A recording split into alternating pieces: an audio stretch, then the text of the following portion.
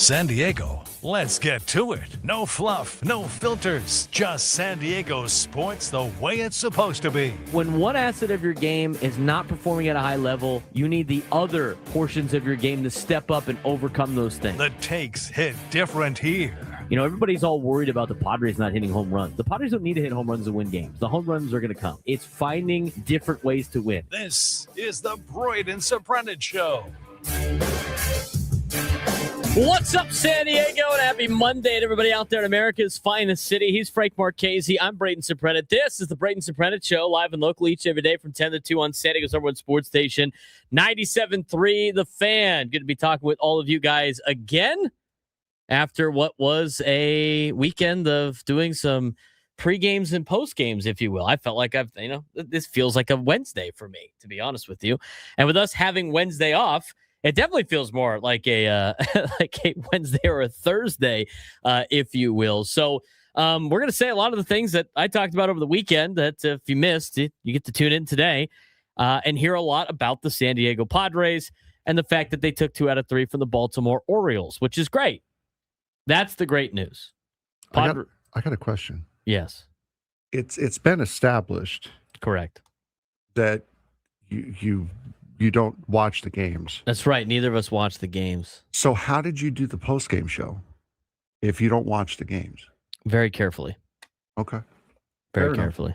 That's all I need. Yeah, I was playing the backyard baseball game on my phone, so instead of watching the game, so I was able to. I basically just did a post-game show on the backyard baseball game I was playing. Oh, okay. Yes, right. That's cool. Yeah.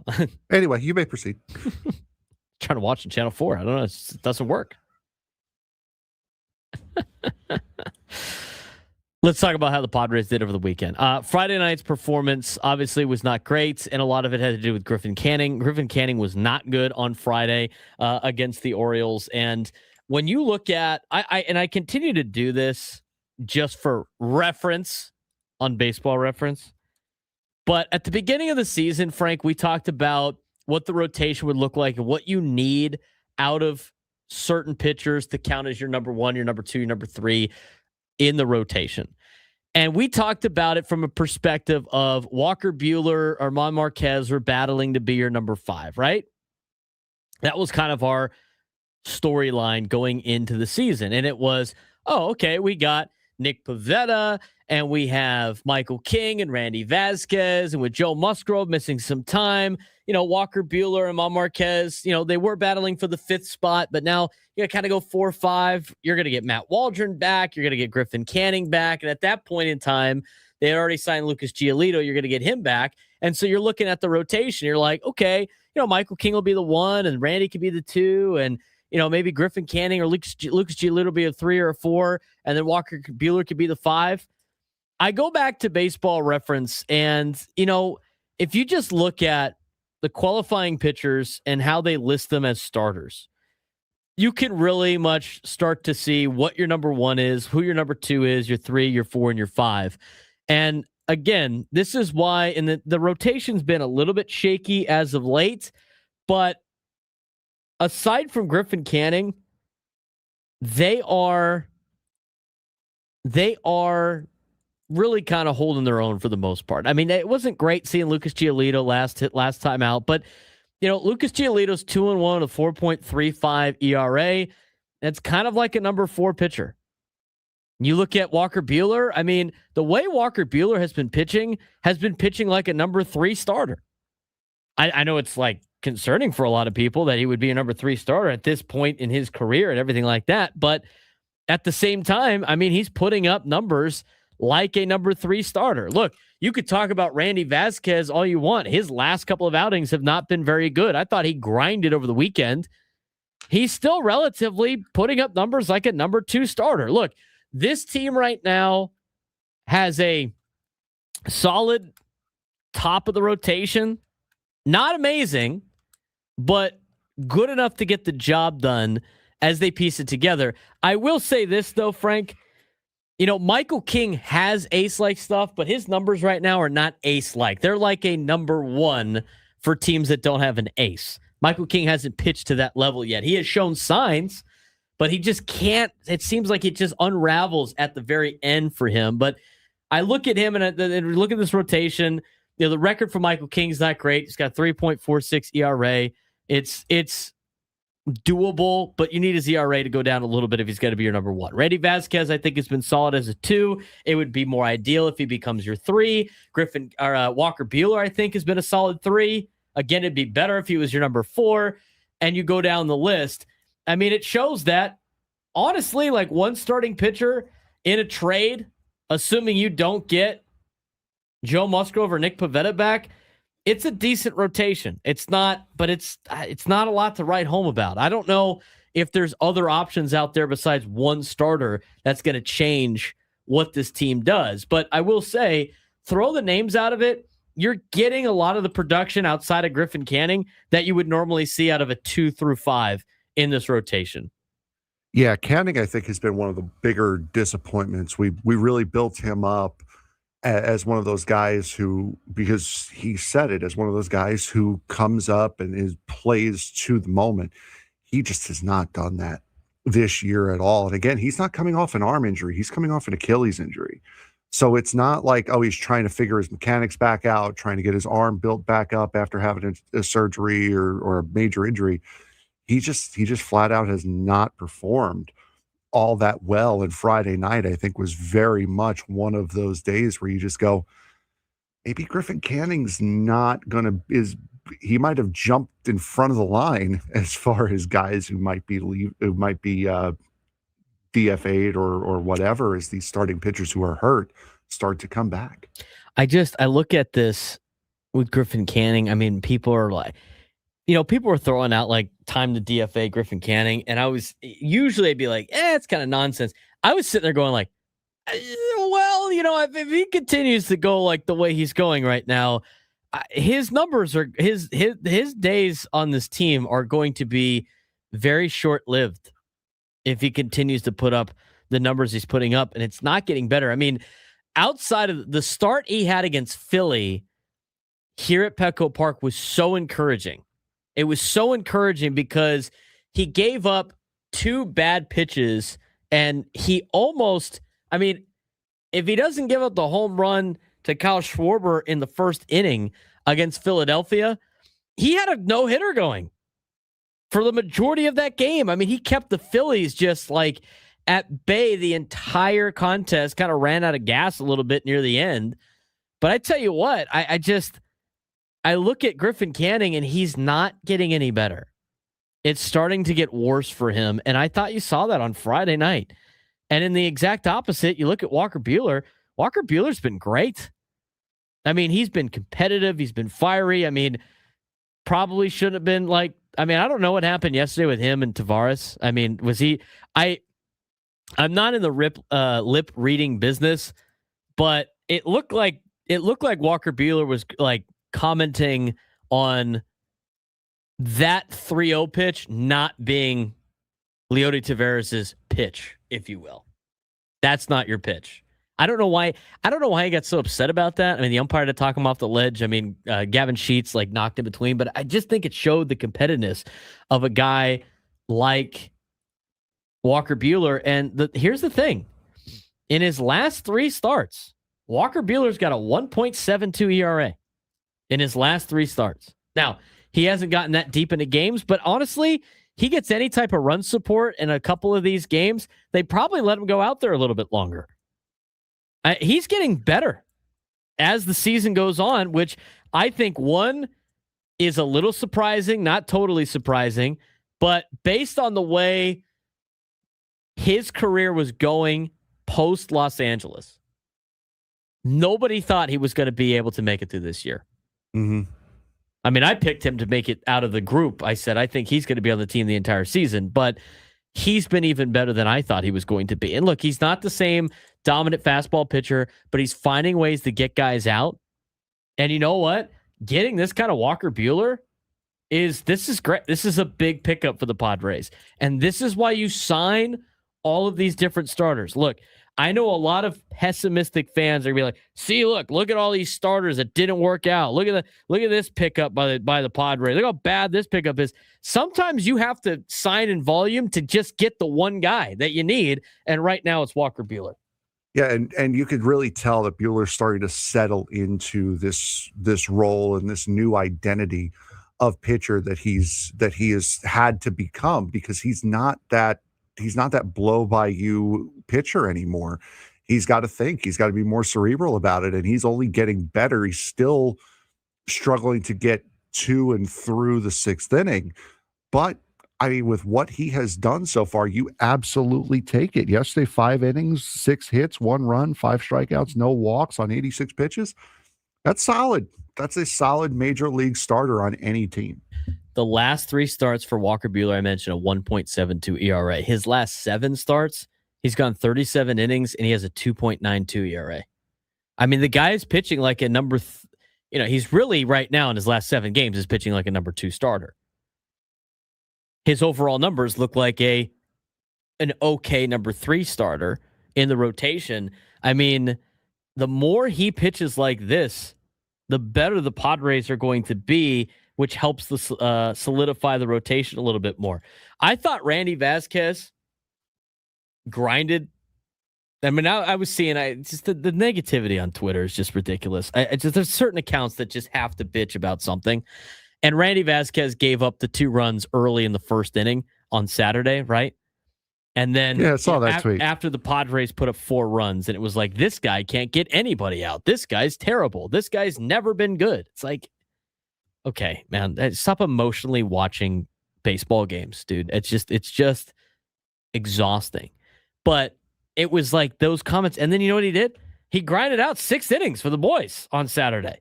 He did a fair job. Look, like, he looked super awesome in the first couple starts of the year, Randy Vasquez.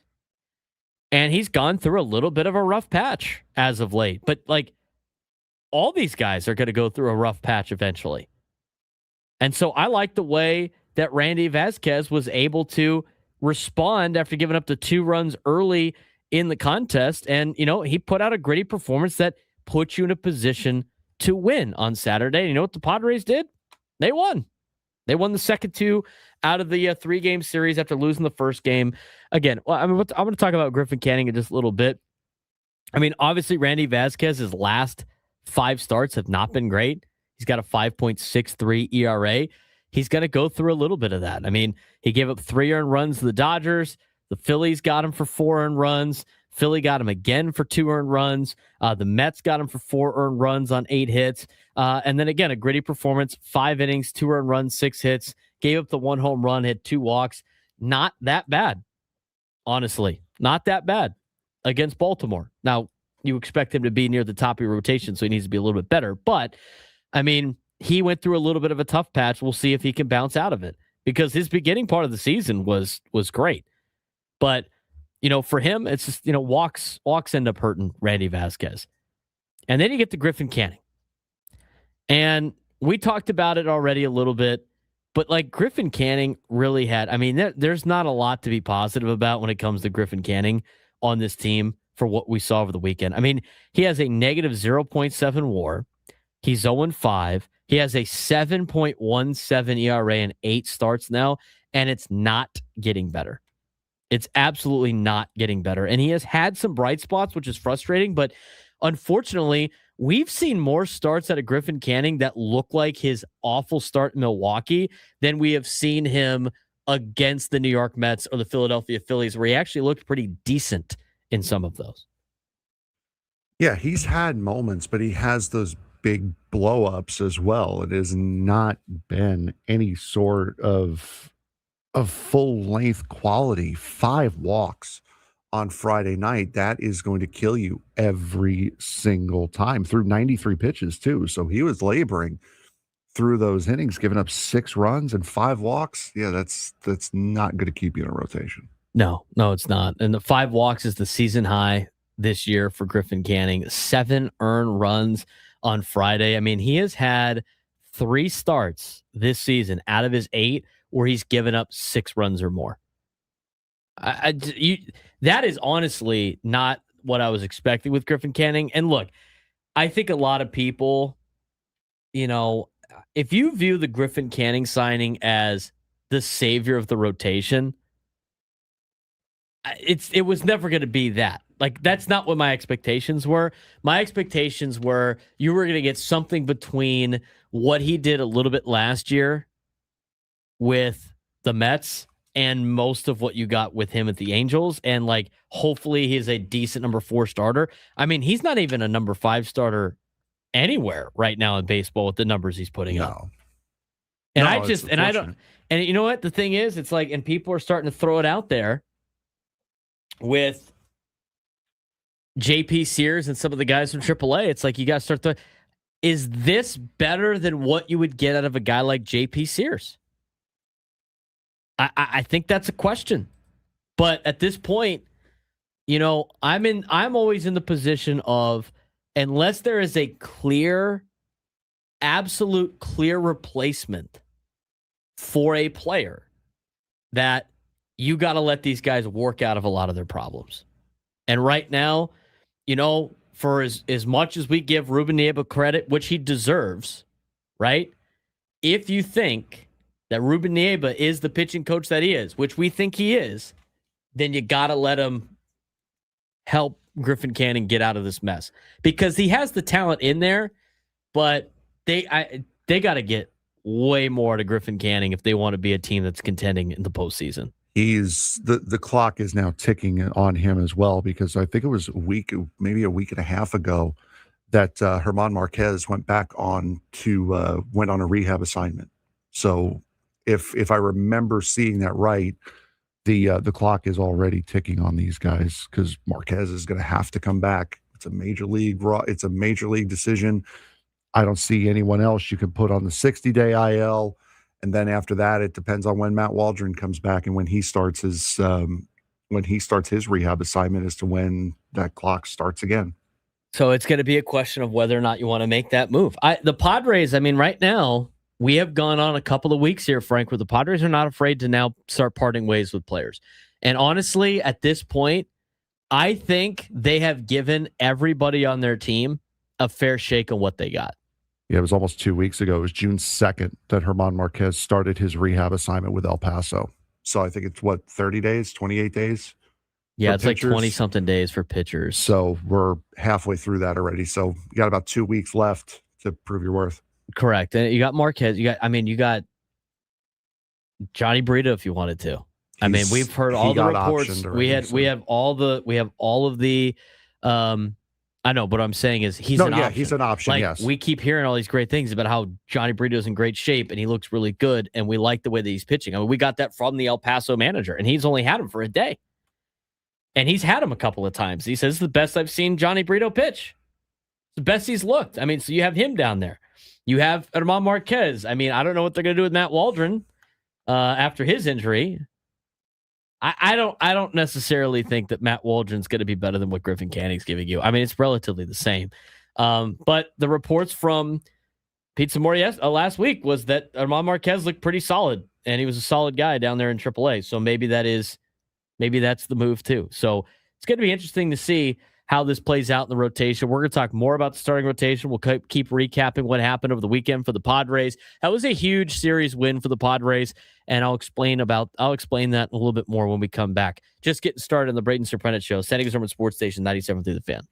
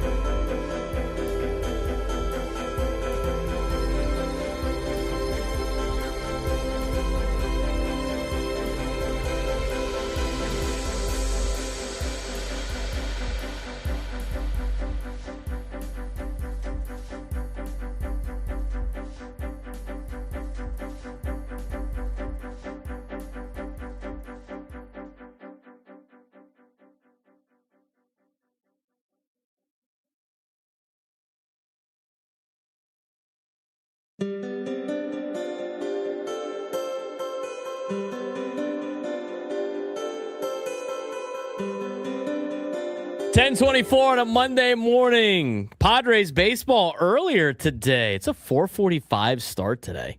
4:45 start tomorrow. And what's the Wednesday start? It's like 11 something? 11:15. 11:15. 11:15 start on Wednesday. So earlier Padre games on this road trip. We love to see it. Padres will be in St. Louis for these 3 games. And then we'll go down to Texas to take on the Rangers. These are very important games. I mentioned it before. I said the Padres had to win 3 out of the next 4 series. Check off 1 as they knocked off Baltimore. They got St. Louis, Texas, Atlanta coming up. They got to win 2 of the next 3 series to get back on track. Now, that's assuming you lose the series to the Dodgers and you split the first 2 games with the Cubs in June. If you do that, you'll finish June 500, which means what?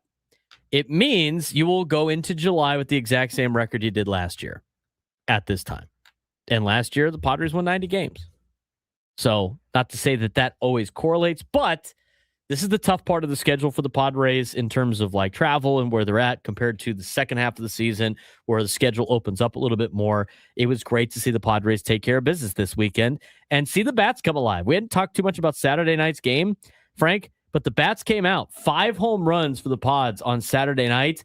Out of a lot of the big-time players, too, on this team. It was good to see them launch the ball out of the bandbox that is Oriole Park and Camden Yards. It's nice to see you finally coming around to Agent Zero being a key contributor on this team. It's nice that, get a big home run in the first inning from Samad Taylor.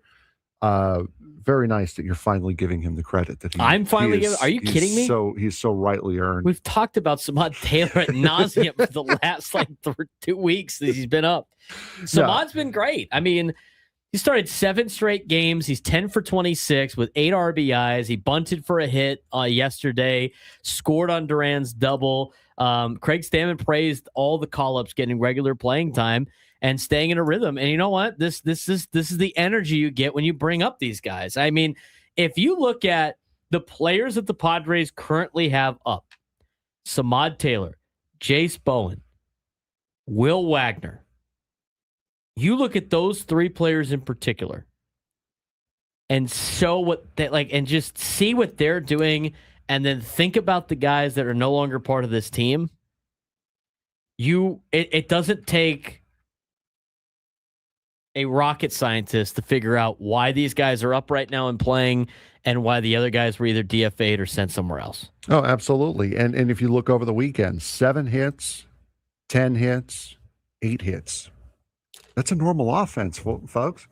All right, that is a normal big league average offense. It's not 3 hits, 4 hits, 3 hits over the course of a 3-game series.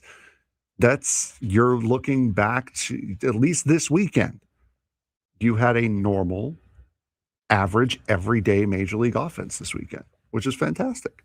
I thought that Friday, if we go back to Friday's game, I thought Friday, the Padres offense was close.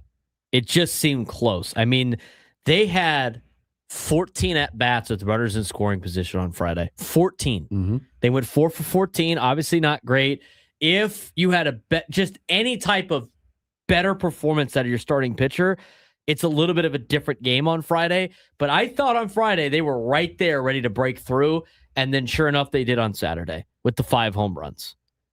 And nothing really changed too much, but the at-bats looked a lot better. I mean, sure, you're not getting perfect at-bats every single time through, but the offense looked so much better, and I think a lot of it has to do with the fact that the young guys are busting their ass and making things happen. I mean, Samad Taylor dropping out a bunt to get something going in the second inning yesterday, that's huge. Jace Bowen making a unbelievable catch to end an inning and go 1-2-3 inning is great. That's something like Nick Castellanos isn't doing out there in right field. Samad Taylor at the plate again, dropping down a bunt. I mean, it's great. They had been playing at a high level. Will Wagner. I mean, how difficult is it to pitch to Will Wagner right now?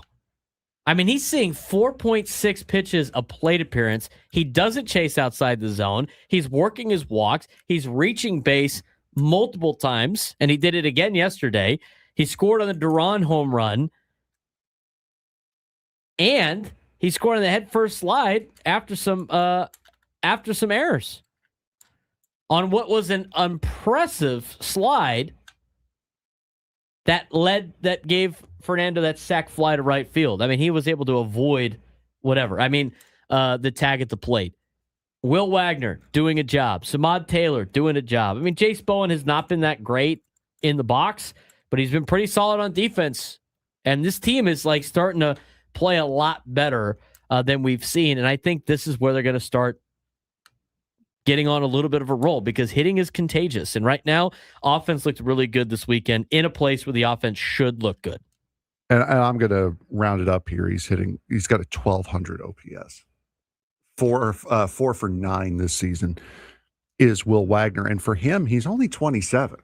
So it's not like this is an aging veteran that's been up and down as a quadruple A player. He is still like a young, more or less prospect that the Padres got from Toronto a couple of years ago. So Will Wagner last year. So Will Wagner, if he can prove that he sticks, he can find an everyday spot on this team, whether it be on the bench or in the starting 9. It remains to be seen yet, but he's not an old over-the-hill guy. He is a guy who has a lot of potential still a relatively young age at 27. You have a bunch of control over him. He could be a big contributor for this team in the next couple of years. You talking about Samad?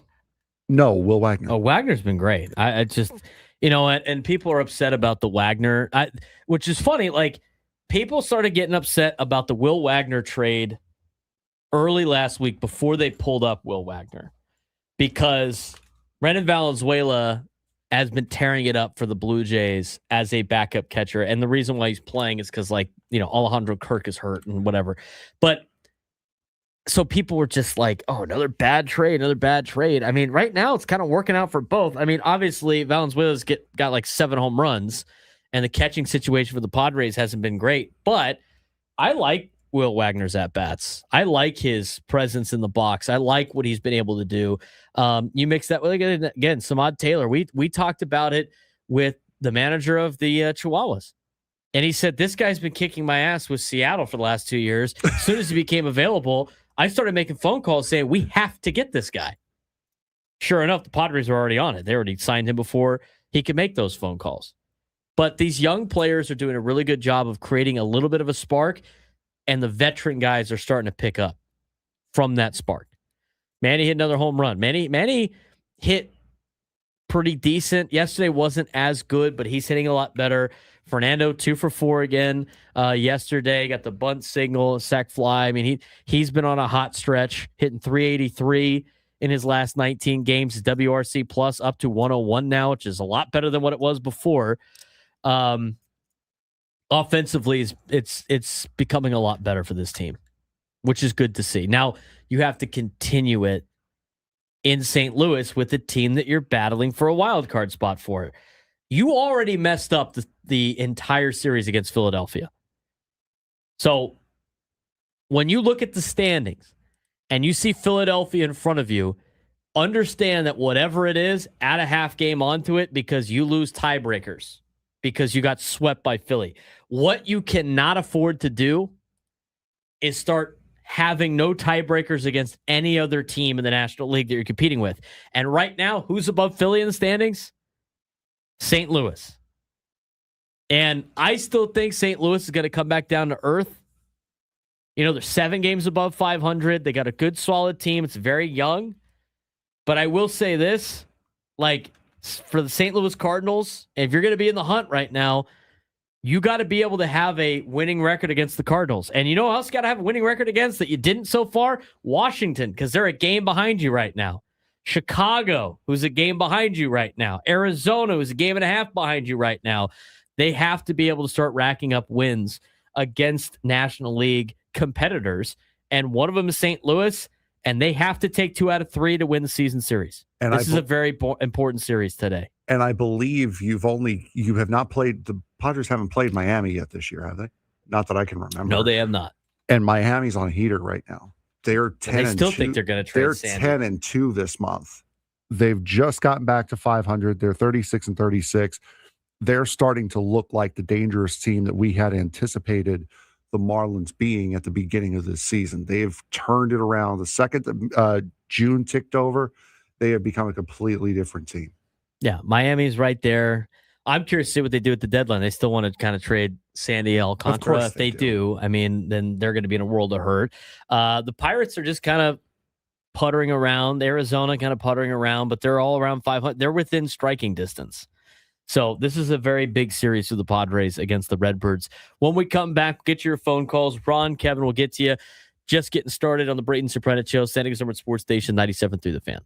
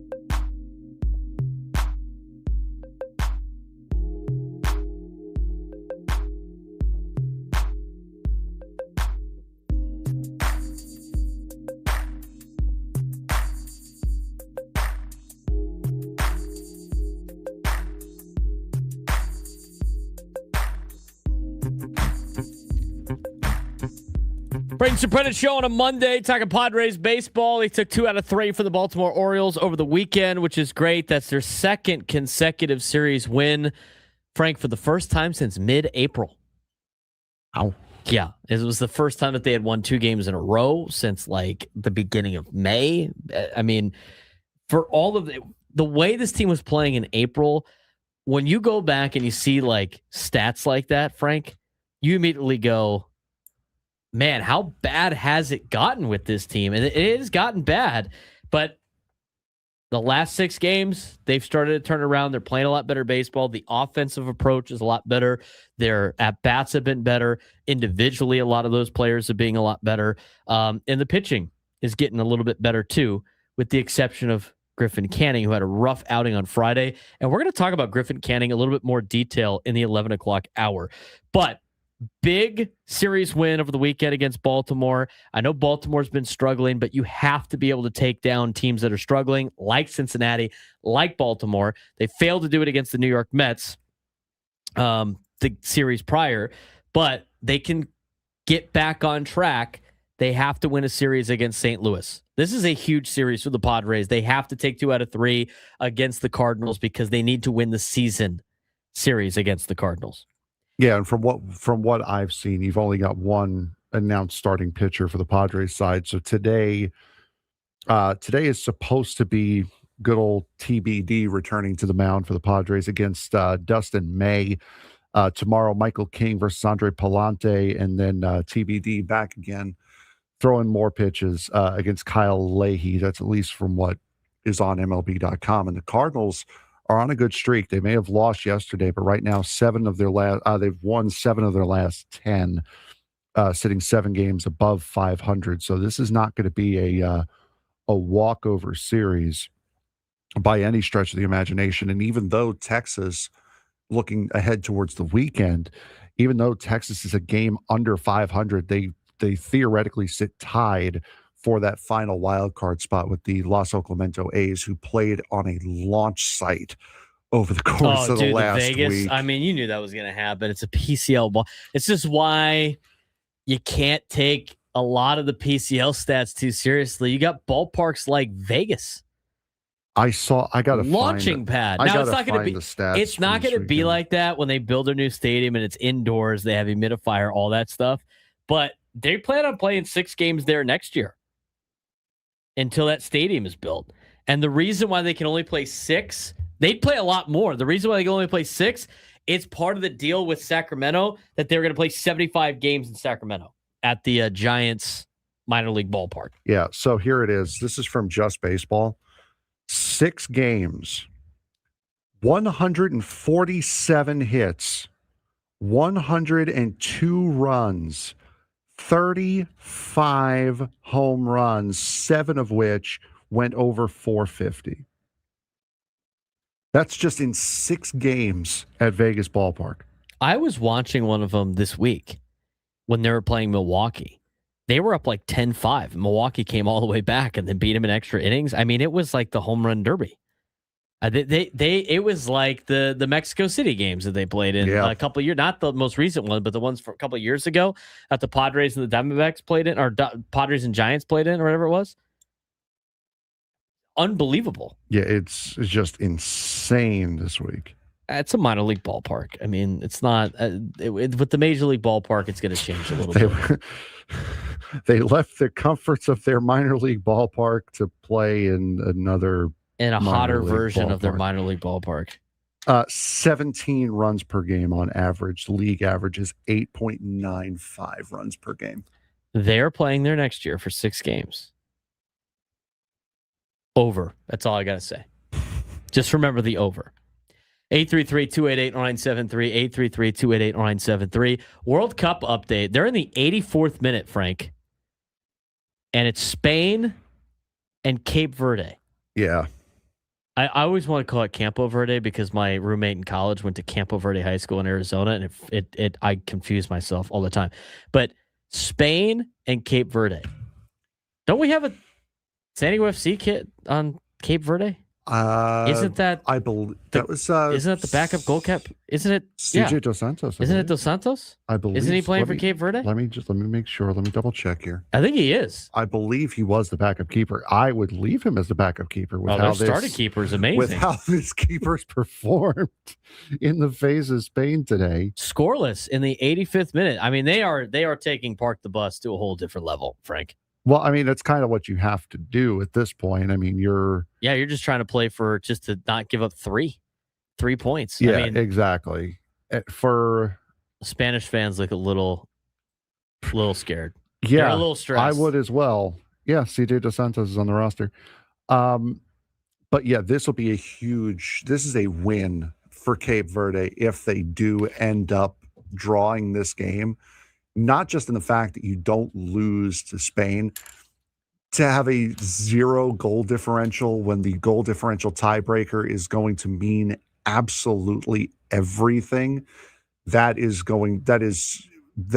huge for Cape Verde to be able to come out of this with 0 goal differential. Because here's the thing too with like Cape Verde, like. If they can, like you mentioned. I mean, Spain's the toughest one in that group, correct? Yeah, Spain is expected. I mean, they're like top 5 in the world. And number 2, Spain, Paraguay, and Saudi Arabia. Yes, is the group. I mean, if you can win if you win your next match, I mean, you're in a great spot. You're in a great spot. But Spain is just. I mean, they've. I'd have to look. I mean, you could probably pull it up. I would imagine the possession for Spain right now is like 90%. 74-26. Based on the stats that you're looking at right now, are you on like ESPN. That surprised? I mean, or no, I mean, like, isn't it surprising how long they've controlled the ball and how many shots they've put up that they have not been able to score? Here's the stat line right now. Expected goals, Spain 2.06, Cape Verde 0.04. Possession 74-26, shots on goal 7-0, chances created 2-0, big chances missed 2-0. Accurate passes, Spain 689, Cape Verde 191. Cape Verde is beating them in duels 1-1. And saves 7-0. And this one I think is also incredible. Cape Verde, with how much they've been on defense and how much they've been on the back foot and how much they've been in their own defensive third, they've committed 1 foul all match. Spain has 9. So that I think is a very, very big key as to why Cape Verde is still tied 0-0 right now, other than Spain just refusing to hit the net. And Spain has had a pretty decent chance right there. But it's kicking down to the final minutes here. 833-288-0973, 833-288-0973. Let's go out to Ron in La Mesa to get the show started off on a Monday. Ron, what's going on? What's happening, boys? Happy Monday. Hey, I got a couple quick takes today. First of all, I got some nicknames here. The youth movement, I love it. I'm going to call them the PEDs. It's a nice injection that won't get us suspended. And Manny, Manny, I'm sorry, buddy. Something's wrong with you. You're now El Refrigerator because you're so slow. I'm worried that you're hurt. The only person slower than you is, well, me. And then there's Ron Marinaccio, El Cañon, not because he can hit or throw fast, because he hit this target. I'm so happy that after about 7 years, somebody in our staff finally drilled one of the other teams just to protect our batters. Good for you, Stammen, if nothing else. Now, Frank, congratulations on the Knicks. Unless you're a Nets fan, then it sucks for you. No, and no. Braden, if you're going to be in the clubhouse, in the press box with mud, there's etiquette, buddy. You got to button your shirt up, wear a bad hat, because that's some kind of nice. All right, boys, we'll talk to you. Ron gets a couple of fouls in there, but that was great. Couple of fouls for Ron, but that was great. I'll give him one. He draws the foul. He had a couple of fouls in there. He let it rip today. I'm surprised no Texas Tech hate out of the Kansas State guy. We got to pile on here. 833-288-0973. 833-288-0973. Let's get out to Kevin in Chula Vista. Kevin, what's going on? Hey man, Ron gets some extra 3-point shots there. That was pretty good. he hit the threes, man. You got to give him some slack. So anyway, yeah, I agree a lot with what he said. Following up on, I don't know if you want to call it youth movement route, but props, goes to AJ and the front office and the staff at the minor league level for knowing something more than obviously we do about what's down there and what can come up here and help us out, which is a refreshing thing because you see these guys, they're playing for the love of the game. They say nothing about the back of their damn baseball card, which I'm so sick and tired of hearing from these other high-paid guys that seem to forget that it's not the back of the baseball card, it's what you're doing right now. But props to AJ on that. Now, one last thought. We've never really talked too much about the impact of losing Pivetta, Musgrove, and Yu Darvish collectively within the course of 12 months, 14 months? And that's about 40 to 45 wins that you got to replace. And so keeping that in mind, I know we all get frustrated with the current crop of pitchers, et cetera, but, we're replacing some really good guys, and it's pretty hard to replace that level of talent all at once. So I just got to keep reminding myself, and I'm sure everybody else will, that we're going to do the best we can with what we got. And we've got a hell of a tough schedule coming, and it's going to show a lot in terms of where the rubber meets the road with this team by the All-Star break. That's 100% right, Kevin. I appreciate the phone call. I mean, I even find myself in that position too. It's like, man, this pitching staff, how are they able to win games and do this? It's a lot of money invested in a pitching staff right now, Frank, that's on the IL. And yes. It's not like we have fragile guys. I mean, arms go down across Major League Baseball all the time. It happens. Like, this is an unfortunate sign for your pitching staff. It's not like you can prevent it too much, right? I mean, the way arms go, I would imagine the Braves are probably tired of having Spencer Strider go on the injured list, right? They're probably completely tired of dealing with that. It happens in this day and age of pitching. And when you invest money in guys like that, right, because you want to have good pitching, sometimes they get hurt. That's a lot of money on the injured list when it comes to the Padres. And it comes to a point where, they've had these injuries where they've missed so much time, you forget that they're part of the team. Yeah, for Yu Darvish, the reason why we don't really ever count Yu Darvish is because he put himself on the bereavement list. He's not getting paid for this season, and the $18 million they would have spent to him has already been spent. So that's why we kind of forget and don't bring up Yu Darvish in these conversations. But yeah, that is a lot of money between what you have with Joe Musgrove, what you're paying for Nick Pivetta. That is a lot of money. But again, you also have to remember what we discussed when Pivetta went down is the option. If he is out until August 21st, that becomes a club option.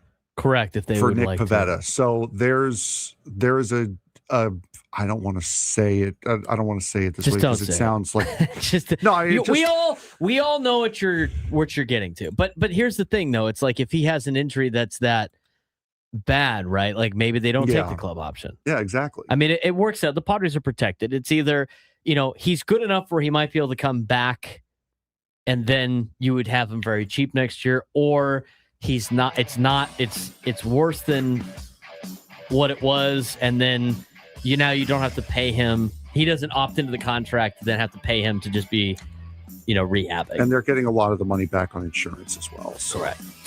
1 hour in the books. When we come back, a deeper dive into Griffin Canning. What went wrong? What direction is he trending in? Can the Padres afford to have him part of the rotation still? We'll talk about that to start the 11 o'clock hour.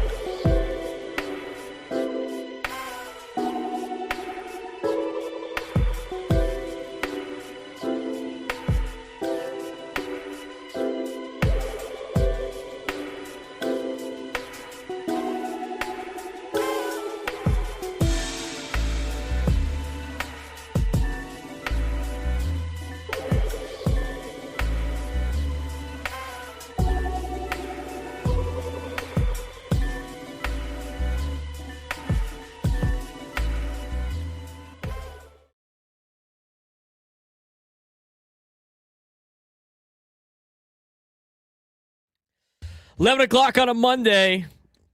He's Frank Marchese. I'm Braden Surprenant. It's the Braden Surprenant Show. Setting his number at Sports Station 97.3. The Fan. What a World Cup match that just finished. Spain and Cape Verde. A scoreless draw.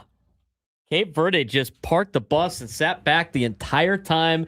Very big strategy for Cape Verde. I mean, if you could get a scoreless draw or just a draw in general against the second best, and some rankings have them best ranked team in the world, that's a huge win, if you will, even though it's a draw, in terms of the pool play before you try to find your way to knockout rounds. I mean, that is huge for Cape Verde, and probably the biggest surprise so far of the World Cup. And the World Cup's been fun so far. Oh, it's been absolutely incredible, and we'll go over the World Cup a little bit later on in the show after our interview with Kyle Larson. We'll get you the full breakdown of everything you've missed over the last couple of days. But yeah, huge for Cape Verde. They play Uruguay next. If they could draw against Uruguay and beat Saudi Arabia, that might end up being one of the biggest upsets of the tournament so far. Again, like it doesn't guarantee they move on to the next round. It's not something like now they're in the driver's seat, but you know what it does? It does make advancing to the knockout rounds a whole hell of a lot easier. And that's exactly what you were looking for. I mean, when you got to play one of the best teams in the world, being able to get a draw against them and not, because that could have turned into Germany and Curacao yesterday. Mm-hmm. Like Germany and Curacao, punched them in the mouth early, and then Germany was like, they took that personally. They put up 6 unanswered goals against Curacao and just racked up a 7-1 victory, which almost completely eliminates Curacao from the next round. That is something you can't do against one of the best teams in the world. You're just trying to survive and advance in the first round, in the group stage of the World Cup. That's a good step in the right direction. I was here all weekend. We had some soccer on as we were doing the pre and post, but the World Cup so far has been fun to watch. And this is the time of the year, every couple of years where you got almost everybody locked in on soccer throughout the country. Yeah, so you've got the next match is coming up at noon, so you got about an hour between these matches. Belgium versus Egypt, which I feel is the best match of the day, coming up next. Saudi Arabia, Uruguay at 3, and then Iran versus New Zealand at 6. So those are your 3 matches coming up today that are remaining. Full slate of games today, and then USA plays later in the week. Right? Yes, USA plays Friday, Thursday, I think are their 3 days. They played Friday of last week, right? Yeah, last Friday. Okay, so we haven't talked about, we're going to talk about it on the update. They played really well. Yeah, we have that for the next segment after the update, actually. They played extremely well. We'll talk about that more later on the show. Let's talk about Griffin Canning. Okay? It was a tough watch on Friday. I mean, so that was the thing too, right? I was sitting there doing the pre and post. It was earlier. And like once the Padres gave up the lead, I think a lot of people went to, Team USA's on. Let's go watch soccer. Griffin Canning did not have it on Friday night. And it led to a tough loss to the Baltimore Orioles. It really set the offense up for failure. I mean, the offense still hit 286 with runners in scoring position. They had 14 opportunities with runners in scoring position. But it's just when you had such a big deficit to climb yourself out of, it's hard for the offense to do. Now, Griffin Canning was brought in to be like a number 3, number 4 starter in this rotation that we have patched together here in San Diego because of the injuries, as Kevin and Chula Vista mentioned. And if you start looking at Griffin Canning's pitching breakdown, it's not really trending in any direction. The biggest takeaway is inconsistency, Frank, from a guy that has shown that he has good stuff, but has failed to locate time and time again, and has had a lot of issues with walks. Yeah, and again, was it 5 walks on Friday? So he had that big walk issue this past start. But I mean, you haven't seen anything like really wrong with Griffin Canning. It's not like a major mechanical issue. It's just that he just cannot put back-to-back starts together. Whether it's just he just doesn't have the grip, he doesn't feel confident in his pitches on certain days, whatever it is, it's just he just cannot find that back-to-back consistency that he was able to find last year with New York. If you look at how he graded out in his last 5 starts, and again, we use the Twitter account Pitcher List PLV, which breaks down some of the metrics that he has, stuff grade, locations, the called strike whiff percentage, and then overall results. If you look at his last 5 starts on there, I mean, you could look at back to the Dodger game. Stuff was a B+, location C+, right? Best stuff grade of the last 5 games. Used the changeup a lot against lefties, decent overall, but still gave up the homer. Against Philadelphia, stuff was a B-. Gave length, but 2 home runs again that he gave up. Solid, but not dominant. Slider heavy mix against lefties. Against Washington, low strikeouts, a low called strike whiff rate. Long ball hurt him again. Stuff and command both below average. On his second to last outing against the Mets, his best recent start, stuff played up, results were clean despite still average locations. And then in his last start against Baltimore, 11 base runners in 5 innings. That's not good. I mean, walks and mistakes absolutely killed Griffin Canning, and the location grade reflects the command issues. I mean, he got a C- on his location grade in his last start. His last start, 5 innings, 7 earned runs, 6 hits, gave up 2 long balls, 5 walks, had the 6 strikeouts, had 8 whiffs. He actually had a 32% called strike whiff rate, which is not bad on 93 pitches, but results not very good. You start going down the list here. Stuff grade from the Dodgers game on, B+, B-, C-, B, B-.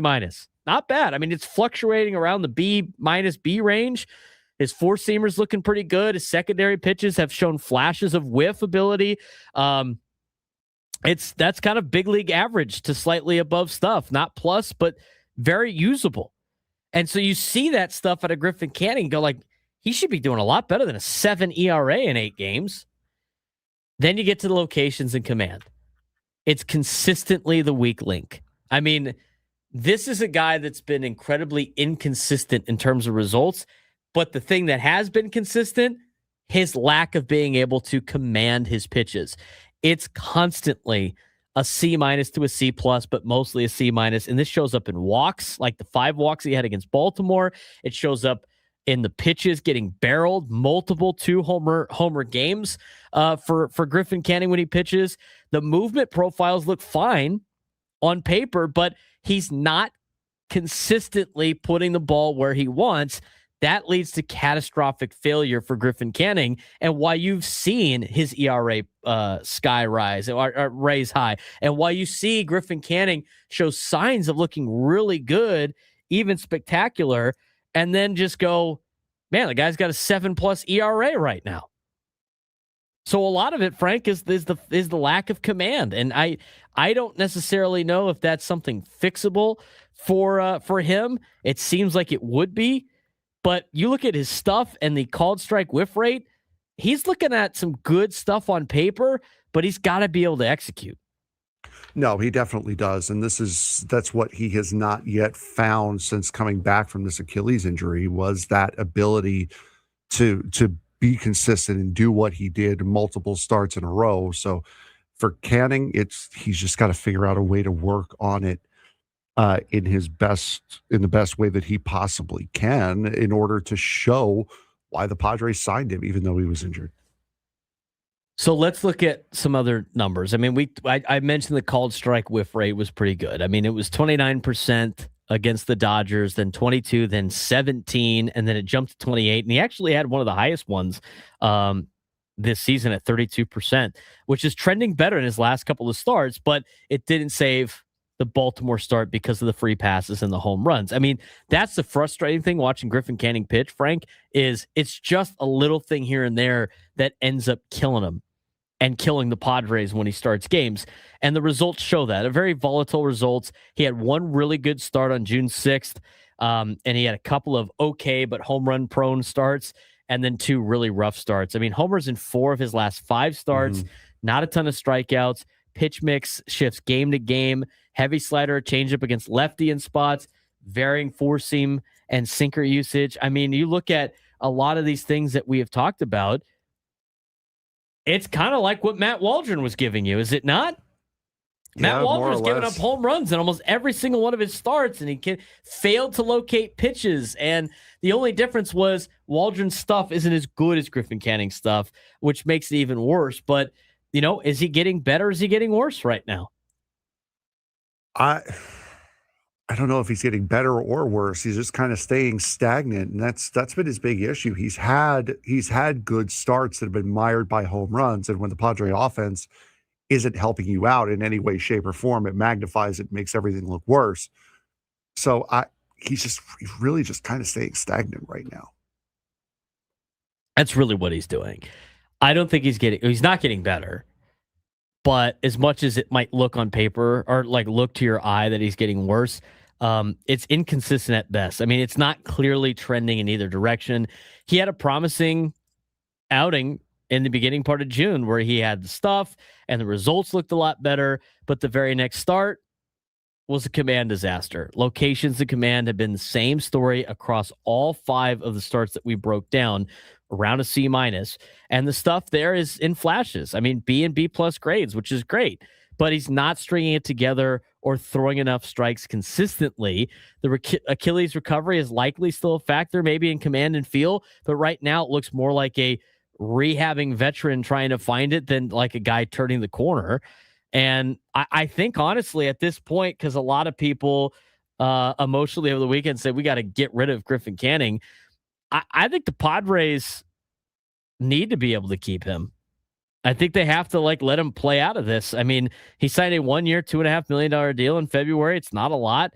He's got a mutual option for 2027. It's an extremely cheap rotation arm. I think it behoves the Padres to try to get more out of Griffin Canning than it is just to say all right, cool, let's DFA him and just move on to the next guy. I think you got to have a little bit more patience with Canning, but I don't know how much more patience you can have if he's going to continue to give up 6+ runs, which he has done 3 out of his 8 starts. And again, that kind of leads now. He's got 2.5 weeks to figure it out before you have to make a decision on German Marquez. And then Matt Waldron should be coming back soon, and you're in the same exact boat again. So the Padres continually kicking the can down the road on the decision-making that we've seen so far this year. This is one of the guys that they kicked the can down the road to see if they could, to see what they could do, was Griffin Canning. So that decision time is coming up here very, very soon. And if not, who's the first one to go? And no, it's not going to be Yuki Matsui, and it's not going to be Wandy Peralta. So who else could possibly go? I find that funny too, because if you go to Baseball Reference, again, you can use Fangraphs, you can use whatever you want. It really doesn't matter. They're all relatively the same. But if you go to Baseball Reference and look at this year's team and you go based on value pitching, which shows you how valuable these guys are. Wandy Peralta is up there on the list. He's the 6th most valuable pitcher you have in this org as of right now, which is amazing to me. King's number 1, Miller's number 2. Again, King gets a little bit more love because of innings pitched. Starter. And yeah, it's a starter. Randy Vasquez, Jason Adam, Walker Buehler, Wandy Peralta. Then Bradley Rodriguez. Yuki Matsui, Jeremiah Estrada, Ron Marinaccio, Adrian Morejon. He's low on the list. He's had a rough start to the season. He's had some good ups, but consistency. Nick Pivetta, who hasn't pitched since April, is 12th on the list. Yeah, end of April, very beginning of May. Yeah. Then you have Alec Jacob, David Morgan, German Marquez, who hasn't pitched a lot, Kyle Hart in 12 games, Matt Waldron, Griffin Canning in terms of pitching value. Now, a lot of this probably with WAR and all this other stuff, but that is solely based on the WAR of these pitchers. How did How did Yuki Matsui's value go up, especially after proving that he can give his starting catcher a concussion? He has a 0.7 WAR. Take that for what it's worth. His wins above replacement. So Michael King leads it with a 1.6. Mason Miller's got a 1.6. Randy Vasquez is a 1.3. Wandy Peralta has the 6th best WAR on this team as a pitcher. It's tied with Walker Buehler, so it's really the 5th best. So in reality, Wandy Peralta, if you believe in WAR, and now this is B WAR, I know there's F WAR, I know there's a difference. I know some people are like, well, that's B WAR, and I like F WAR, whatever. Wandy Peralta is your 5th most valuable pitcher on this team. Does that surprise you? No. No, it doesn't surprise me either, just because when we look at Wandy Peralta's numbers, we go like, oh, he usually has like 1 or 2 bad outings on the entire season and then dominates the rest of the way. I mean, 33 innings pitched in 28 games for Wandy Peralta. 0.8 WAR. Wandy Peralta also, I think he's got a low ERA too, if I'm not mistaken. 2.18 ERA. Did you know his ERA was that low? I didn't. I mean, think about this. The 2 guys that every Padre fan doesn't like. Yuki Matsui, 1.74 WAR, ERA. Wandy Peralta, 2.18 ERA. I'm sure there's a lot of base runners on ball. I'm sure their inherited runner stats aren't very good, but it's hard to complain about guys that have that as their ERAs. But we could pick and choose. No, it's not. Our fans could do it every day. Yeah, that's right. Pick and choose what stats mean more and which ones don't. Like I said, the inherited runners are probably rough for those guys, and then they give up the runs and they take them out. But I mean, it's not bad. Some of these guys in the bullpen, it's definitely not bad enough to take on like $8 million in money you'd have to pay for these guys. So I think overall in this Griffin Canning thing, Frank, is he's not trending in the wrong direction. He's not trending in the correct direction. He's kind of just sitting there in the middle, and you have to have the patience, I think, right now to have him work his way out of this. And if you believe in Ruben Niebla, which I think we all do, I think he's going to be able to turn him around. But right now, it hasn't looked very good, and his last start was awful. No, and if you're looking at who you're going to move Marquez for, it's going to be a starting pitcher most likely. Lucas Giolito has done nothing to get himself DFA'd. And Walker Buehler, as we said, is good enough to be your number 3 starter right now. So, unfortunately, it would fall on Griffin Canning, other than a possible 6-man rotation deal. Again, that comes right back up, or you have an opener and do some quirky things with that. But yeah, the clock again is running on another starting pitching decision, and unfortunately, it looks like Canning's going to be the one that's left out here. When we come back, we'll get more of your phone calls. Dexter in Spring Valley, Brad and Escondido will get to you. Talking Padres baseball here in the 11 o'clock hour. So we got some interesting news about, out of an article from San Diego Union Tribune about, what could happen maybe at the deadline. We'll talk about that when we continue on the Braden Surprenant Show, San Diego's number 1 sports station, 97 through the Fan.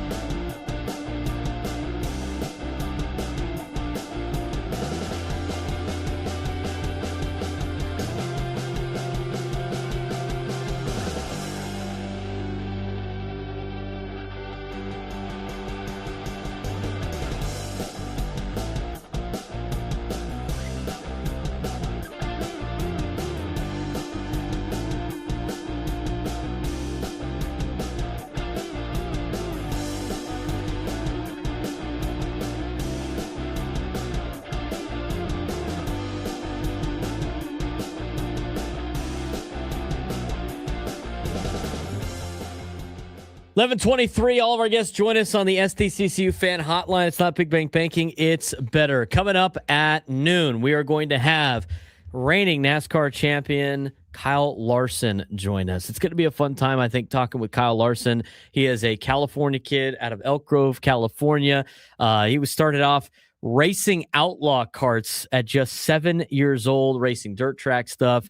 Got an opportunity to race stock cars. And in his first stock car race as a professional, he won. NASCAR Cup Series champion twice, 2021, and the reigning 2025 NASCAR Cup Series champion, one of the NASCAR's 75 greatest drivers of all time list. He drives the number 5 car for Hendrick Motorsports, number 5 HendrickCars.com Chevrolet, and he'll be racing this weekend as San Diego gets ready for NASCAR coming in to America's finest city out in Coronado, on Naval Base Coronado. Frank, you said they're on their way, expected to be here by Wednesday, I think, all the crews. You said they're live streaming their trip out here? Yes, the NASCAR hauler is currently live streaming, I believe, on NASCAR's YouTube account. Hold on, let me see here. So make sure you pop open an extra window if you want some good old truck driving ASMR. Let's see here. NASCAR's YouTube. You like that, Frank? Oh, yeah. NASCAR truck driving ASMR? Oh, yeah. Well, it's not even truck driving. They are. It is on NASCAR's YouTube account. They're currently in Oklahoma right now. That's a pretty good moving parts there. Yeah, from Pocono yesterday to Oklahoma already today. Right. And there's a live chat too. So, of course, people are fun in live chats. Yeah, we experienced that too. Is that what you're going to do when you get home? No. They don't stop, right? That's why they've made it so far already, because they have 2 drivers per truck. Yep. They do not stop. And for the teams should be leaving at some point today. They would have gotten back to Charlotte way early in the morning yesterday, or early this morning. They should be leaving early today and making a straight shot to San Diego. Yeah. Looking forward to seeing all those trucks showing up. Yeah, Nikki, it's Nick 469 in the YouTube chat, quad boxing the our stream with the trucks driving out here to California for the NASCAR series as they do the street race here in town. Hopefully, it's one of many street races, as we talked about with Mark Neville last week. And you're going to be seeing a lot of those trucks come through because it's all 3 series that are coming through. And if you've never seen these guys park those things, that is impressive. I would say these truck drivers for these guys are better drivers than the guys who actually race. They're parking those things. I mean, that they park them right. You'll see it this weekend. They park those things right next to each other, right on top of each other. Yeah, I've seen the movie Cars, dude. Come on now. I know Matt can park a truck, dude. It's fucking trailer. Are they? I wonder where is the pit roast? Is that like? Are they going to be on the tarmac of the runways out there? I was going to say, where are they going to park all these Watch the things? educational video I posted on Saturday, dude. I did the instant premiere, but it didn't have sound on because it was on this computer. Oh, okay. I was going to say it did. No, it did have sound. It very much did have Are you sound. sure? Don't give you sure me about that. I'm positive. Maybe you should go back and check.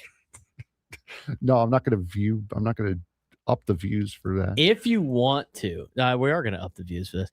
If you want to see what the NASCAR track looks like in San Diego in a virtual way, you can go to our YouTube page, or those of you who are watching on our YouTube page, at youtube.com/B_SURP. Frank has a whole breakdown of the track, where all the nooks and crannies are. And then as he explains the track at the very end, he'll do a test lap on there as well on the iRacing. So that's kind of a cool little view of what the track will look like. Looks awesome on it. He gives a full breakdown. I know some of you have already went out there and saw it. So if you're interested in seeing what the track's going to look like and how it plays and how it runs, Frank did a great video for our YouTube page, youtube.com/@B_SURP. If you haven't subscribed to our YouTube channel yet, hit the subscribe button. That way you would have been notified after we posted the video on an instant premiere over the weekend. We got a lot of extra videos on there and extra content that we don't have time to get to on the show. One of them is Frank doing an iRace test lap of the track for NASCAR San Diego. I did say at the end of that video that I would be recording a race from there, like a 5-lap race, something like that, something quick, just to kind of see what racing would be like. That will not be happening. I didn't realize that iRacing did not make that AI compatible, which means I cannot race against computers. So unfortunately, that video will not be happening. If you do want to watch, though, the NASCAR Haulers thing, they have some frequently asked questions and answers pinned on there. Number one, this is an official NASCAR hauler carrying equipment from Pocono Raceway to San Diego. The driver's name is Barney, and they should be getting to San Diego around 2 p.m. on Wednesday. Wow. Which I think they're going to beat that if they're already in Oklahoma. They should be. Yeah. They're going to beat that pretty significantly. And they don't stop. I mean, if they're already in Oklahoma, I've done drives like that. I've done the Texas drive. So have I. I mean, it takes they're definitely going to be here before then. Driven cross country about 4 or 5 times. If they don't stop. If they do stop, they still will be here on time because they could probably make it to, at minimum, Arizona today. So it'll be interesting to see. 833-288-0973, 833-288-0973. Let's get out to Dexter in Spring Valley. Dexter, what's going on? How was the weekend? Hey, fellas. How's it going? All right. So Frank Car Crazy and I are both motorheads. So we're both very pleased about the NASCAR, all 3 series of them coming to Coronado. Sadly, I was not able to get any tickets for all of them because they got scooped up really quick. So I hope that Frank was able to use his our media his mojo privileges to get a press yes, we credential will to be get there. in, 'cause I'm going to be living vicariously through Frank.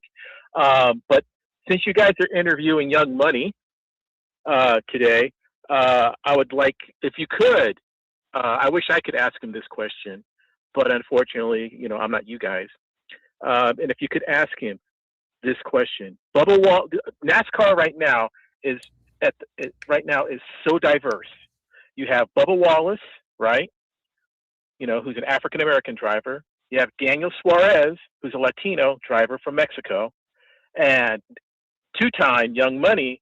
He's Asian American, but he is a 2-time champion. Ask him what it's like to be able to carry that banner, to be the first person of color to be not a NASCAR champion once, but twice. Because I don't think anybody has ever broached that topic outside of Bubba and outside of Daniel.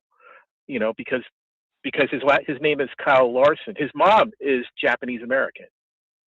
So it would be really cool to hear his take about how he feels about carrying the banner for all the people of color, whether they be African American or Latino or AAPI or whatever, because he broke that glass ceiling for all of us. Because for a long time, NASCAR was considered a good old boys kind of sport, and he was the first person to break that barrier. So I'd like to know what that's like. Finally, with regard to the Padres, got to wrap it to there.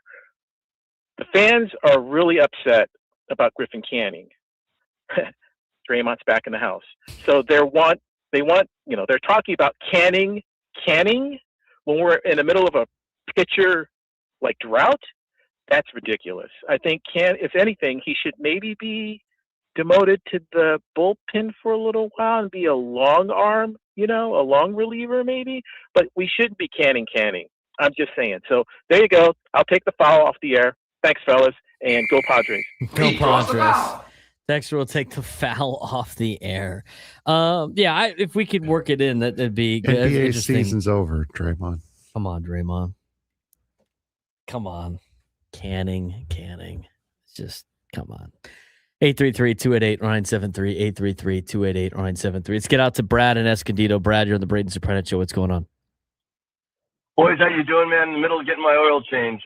Nice. Hey, speaking of motorsports, Brad's out there he's getting his pit stop right now. A Valvoline instant oil change? Yeah.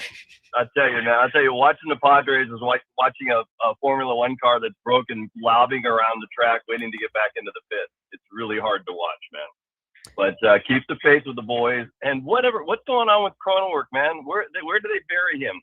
somewhere. No one talks about him. What's going on with him? No, the latest update that we got, and we appreciate the phone call, Brad, is he's starting to do some workout stuff, and he's starting to move around and try to start this rehab process, but he hasn't been able to do baseball activities yet. And again, like with concussions, and I have to deal with this all the time as a football coach and be trained in all of this stuff.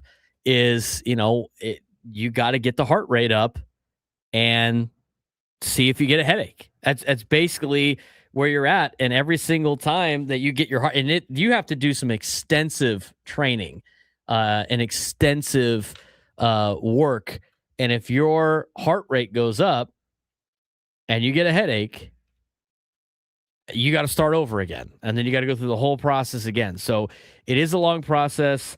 The fact that he played with a concussion and not knowing it probably made things a little bit worse that they have to deal with. I think they're going to make sure every precaution is met because, again, you can't mess around with concussions with any sport. I mean, regardless of what sport it is, whether it's a contact sport or not a contact sport, a concussion is a concussion. And that can have long effects in your life and stuff. That's a big reason why they put Freddy Fermín on the concussion injured list too. They don't want to mess around with this. So it's going to take some time for Jake Cronenworth. And, until he has cleared all those hurdles, that's, he's not going to be on the roster. 833-288-0973, 833-288-0973. Got more FIFA World Cup action going on as Belgium's about to get underway. Full slates of World Cup matches throughout the day. We're going to get to that later on in the show. We are also going to get to Kyle Larson in the noon hour. It's going to be fun talking NASCAR also. But when we come back, what else is going on in the sports world? We'll get to today's sports thread. Braden Surprenant Show, Steady Government Sports Station 97 through the Fan.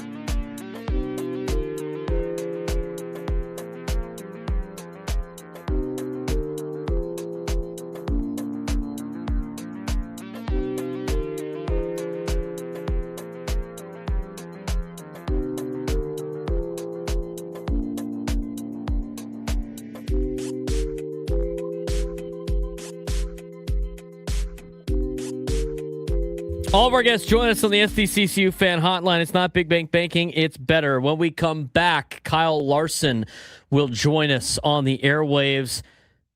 California kid coming back to California to race in the NASCAR Cup Series. He's the NASCAR Cup Series champion, two-time champion, 2021, 2025. He's the reigning NASCAR Cup champion. Drives the number 5 HendrickCars.com Chevrolet for Hendrick Motorsports. Looking forward to talking to him coming up in the next segment. But there's a lot going on in the sports world. We've talked a lot about the Padres. We will continue that later on in the show. Talked about the World Cup a little bit, but we got a lot of stuff going on in the sports world.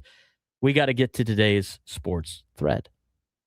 Group chat, the one that's always blowing up with the biggest sports takes, debates, and breaking news. You got barbecue back there, and you didn't invite me? Yeah, we've got that too. Welcome to the Sports Thread, where we break down the top 5 stories in sports, just like you would with your crew. Oh, no! Disaster! What a bad idea! No filters, no silence, just real talk.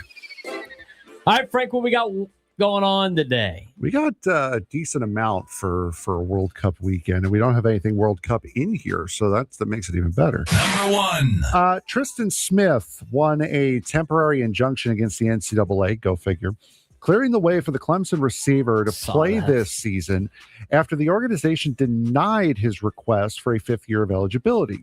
A South Carolina judge ruled that Smith's case closely resembles previous cases in which former junior college players were granted extra eligibility, raising more questions about the consistency of the NCAA's rules and enforcement. Are courts becoming too involved with college athletics, or is the NCAA bringing these challenges on itself with inconsistent eligibility decisions?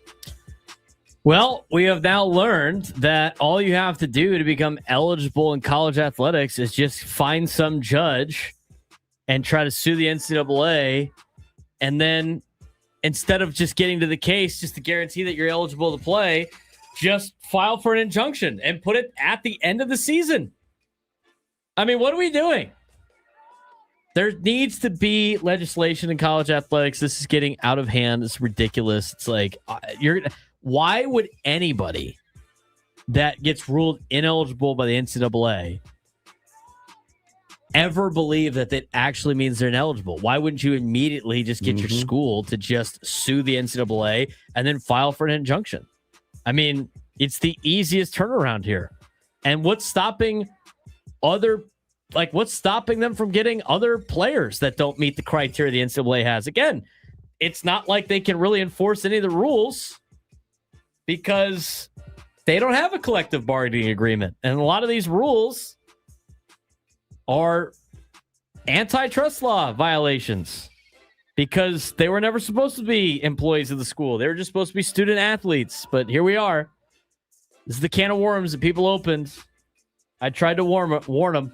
I tried to say it. Tried to do a virtuous thing, not knowing at all what the consequences are of the actions. We're just going to do this. How is it working out for you guys?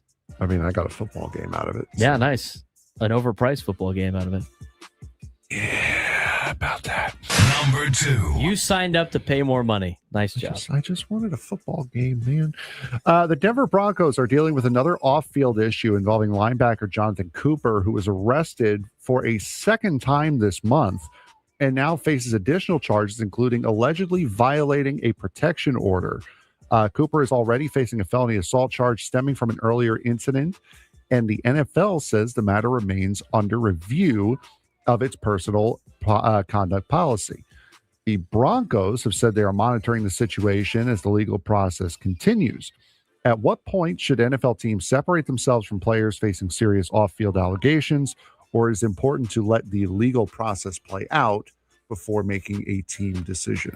Well, you always got to let the legal process play out because there's a lot to these stories. But to me, it's like once the legal process plays out, and regardless of what the ruling is, it needs to be a situation of like, do we want to continue to have this problem? Right? Like how much of a headache do we want to deal with for this particular player? Twice this month is crazy. It's like the first time it's like, okay, things happen. Okay. People make mistakes. Fine. Second time, you're like, oh, okay. I mean, if they allow this a third time, they're just being negligent then. The Broncos are, if that's the case. But you got to let the legal process play out, and then you can make your decision. And what a lot of people don't want to hear, like organizations are going to be, is this guy better than the baggage he brings? And if the Broncos think that, they're going to keep him. If they don't, then they're going to get rid of him.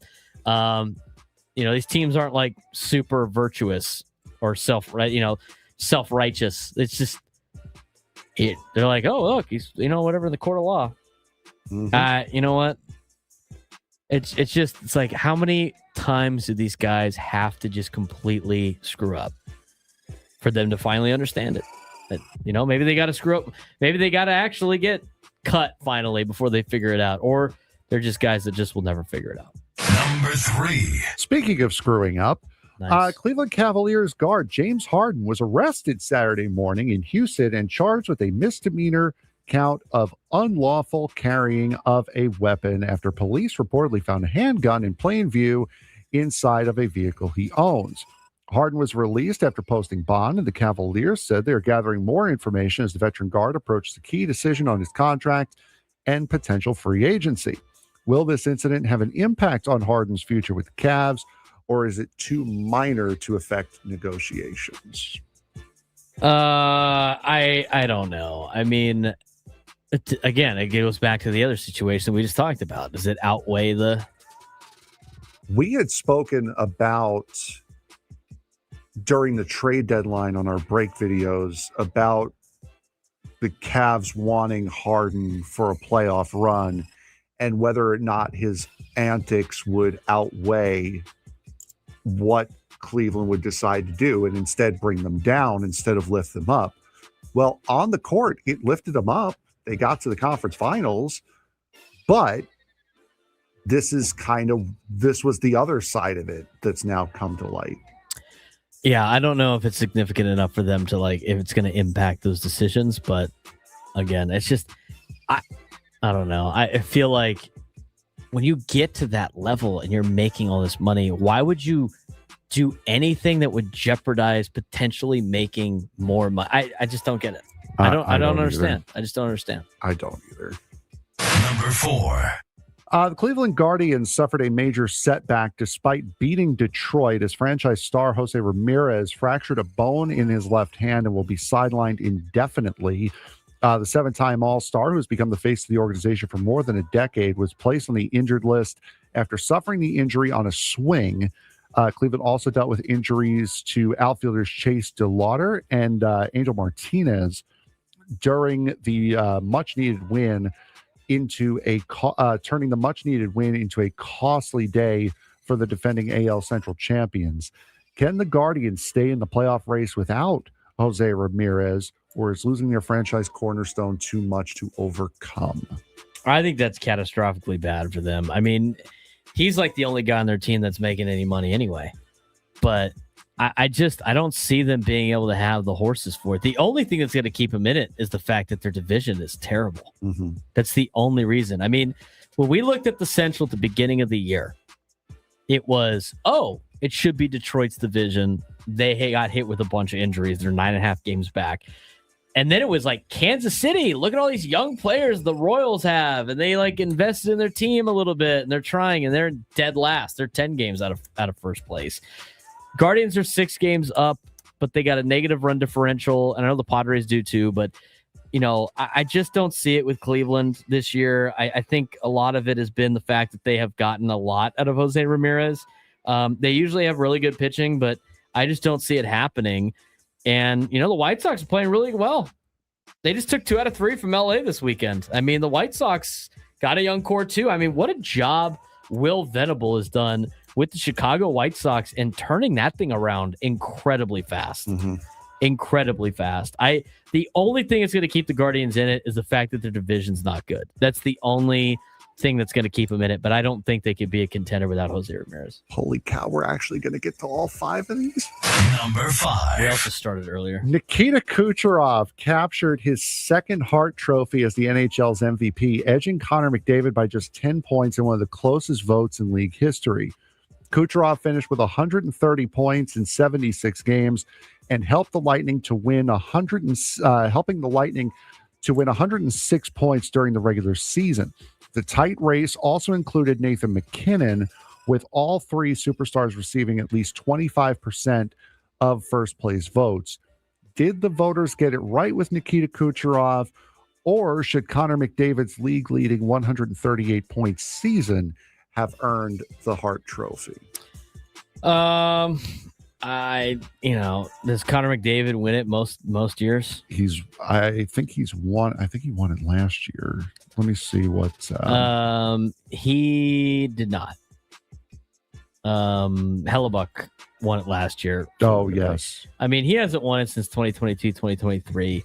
Kucherov had 130 points, so it's not like 44 goals and 86 assists. So it's not like Kucherov had a down year and still got it. He just missed him. We're talking about 8 points here.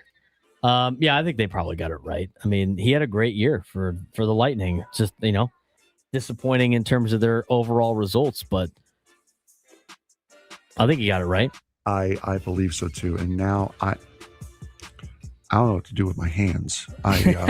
We're done with the sports thread, and we still got another 35 seconds to go. Well, two things on the sports thread. One, we started it earlier than we usually do. That's number one. Yes. Number two of them were like the same story.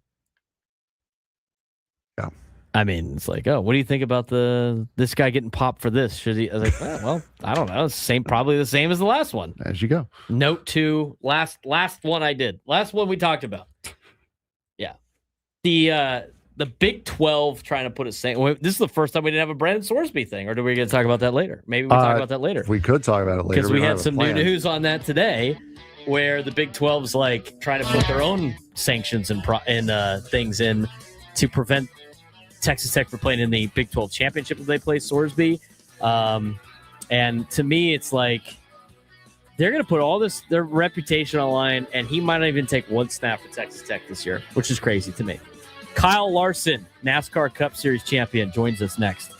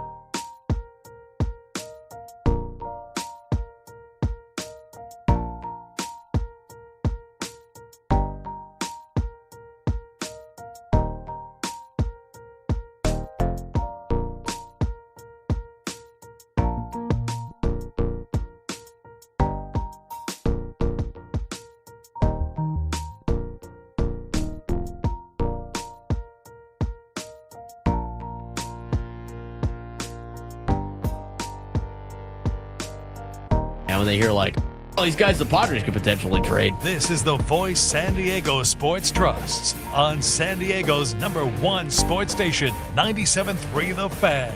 We're your favorite show's favorite show. This is the Braden Surprenant Show. Think about the children. The family show. Now, here's Braden Surprenant.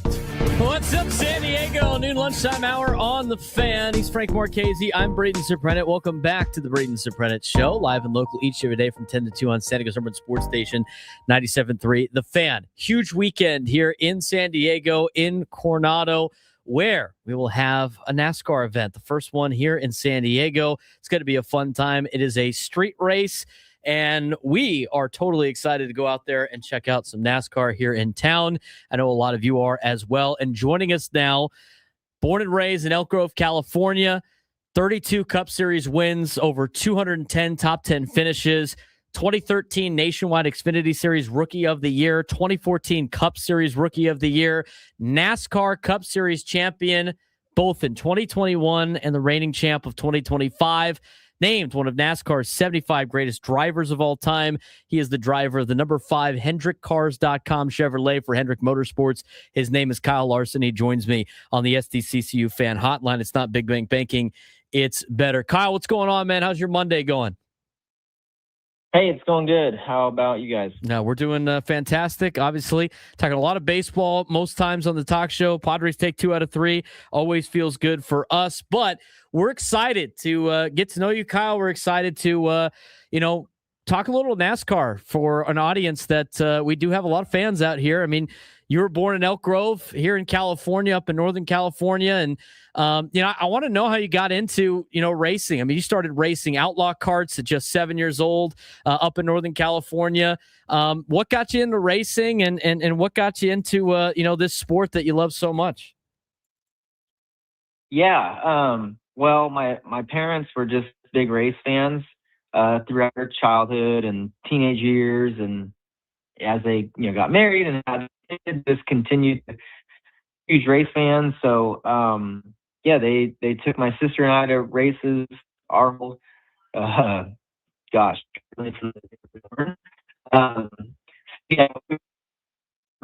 then my dad helped me go kart when I was 4. Must have enjoyed it and started racing with other kids. I was 7, and I just took off almost since then. So, it's been a fun sport to be a part of, and super thankful that my parents were in love with it as they were kids too, and allowed me to find my path in racing. The race, it's just interesting to me. I mean, you got into it at like 7, but for kids that grew up loving a sport that their parents loved, it for a lot of people, it's like, oh, I love soccer. You go sign up for youth soccer. You can go sign up for youth basketball. You can play Pop Warner. You can play Little League. Racing's a little bit different. What's the process like for that? I mean, where did you, where do you like sign up to get to this? You have to get your own car or car, whatever it may be. It's one thing to love the sport, be into it, but how do you get into races and how do you put together the youth racing, if you will? It's just to me it's very interesting how you guys make it to this level. Yeah, no, it's that's a good question. I would say it's very similar to youth sports of baseball and basketball or whatever else you may be into. Flag football, into tackle football, whatever. But you just like for me or for anybody, I guess you just got to research and find your local track. And then I would say it's expensive to get into, buying the equipment. But thankfully, on like the go-kart side of things, I mean, you can be racing for, I don't know, in the kids divisions for probably $10,000 would get you definitely started, and then maybe just a couple thousand more to get you through the year. So that's just a good way to get going. And then obviously once you get into the bigger, faster cars, things definitely become more expensive from there. But usually at that point, then if you've done a good job, there's other car owners and stuff that would hire you, so your family wouldn't be the one flipping the bill. But yeah, I think that's where racing's a little bit more challenging to make it in your sport or to the pinnacle of the sport, because it definitely takes financial backing from somebody, whether it be your family or a team owner or whoever. Where usually in stick and ball sports, if you've got the talent, you're in the work ethic, you're gonna make it. So which I think, in my opinion, in racing, if you still are super talented, you're gonna make it. Just some have to get some luckier breaks along the way and some lucky opportunities. But no, I think that's also what makes it pretty cool. Racing is, in the Cup Series, there's only 38 cars you can race for. Really only probably 18 that are competitive. So yeah, when you think about stick and ball sports, there could be, like on a football team, what is there, 50 something players on a team. Like, the odds of you making it in NASCAR are much smaller, which is pretty cool. Obviously, your parents made a lot of huge sacrifices, traveling to races, working on cars, the sport you dream. You got any fun stories about, how they helped you shape you into the driver and person you are today? No, I mean, I definitely, I look back on those days and I miss them. Being able to travel up and down the road with your family, and just those memories of driving to the racetrack is, my mom and dad and sister and myself. I get to relive a little bit of that now through my kids, through my parents' eyes a little bit. So that's cool. But no, I'm very thankful and grateful for the sacrifices my parents did to get their child headed in the direction that they believed that I was in. And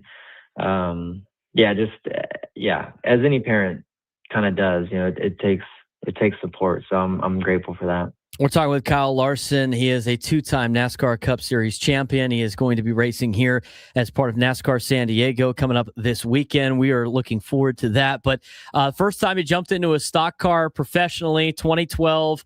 I want to know about this debut race. I mean, you raced dirt track for a long time. You raced a lot of different vehicles leading up to it. You have had success at all levels. And then you got to jump into a stock car professionally for the first time. I'm sure you were nervous. I'm sure there were some big surprises out there, but you ended up winning your first race. I mean, that's kind of a fun way to get your professional career going. What was that experience like the first time you jumped into a stock car? Yeah, no, that was a bit unreal. I don't remember exactly what I was thinking, but I don't know if I had the expectations of winning in my first stock car start. But that was really cool. It was at New Smyrna Speedway in 2012, I guess. And it was like a last lap pass, and I think I won by like a half a car length. So pretty crazy. But I've loved being a part of the sport ever since, really, since that moment. So it's cool to look back on now for sure. I mean, just like a lot of players that, make their debuts in Major League Baseball or get to play in the National Football League, play at the highest level. When you got the call to be in the NASCAR Cup Series, and I know some of the guys, you guys race trucks and you guys race in the second tier as well with the stock cars.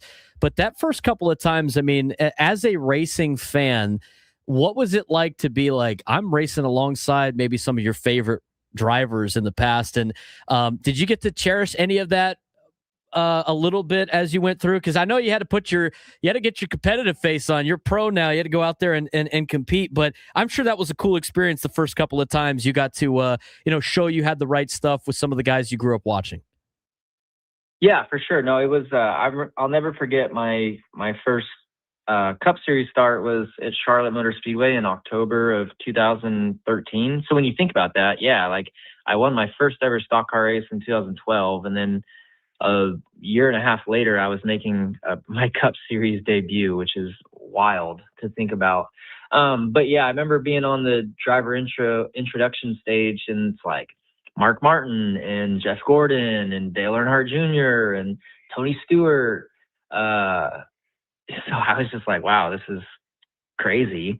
So yeah, no, it was pretty neat. And then, you look at how things are now, and like the young guys probably look at myself and others who were young back then in the same way. So pretty wild, but yeah, just thankful for Chip Ganassi, who I raced for back when I got started, and everything he did to get me to where I'm at today.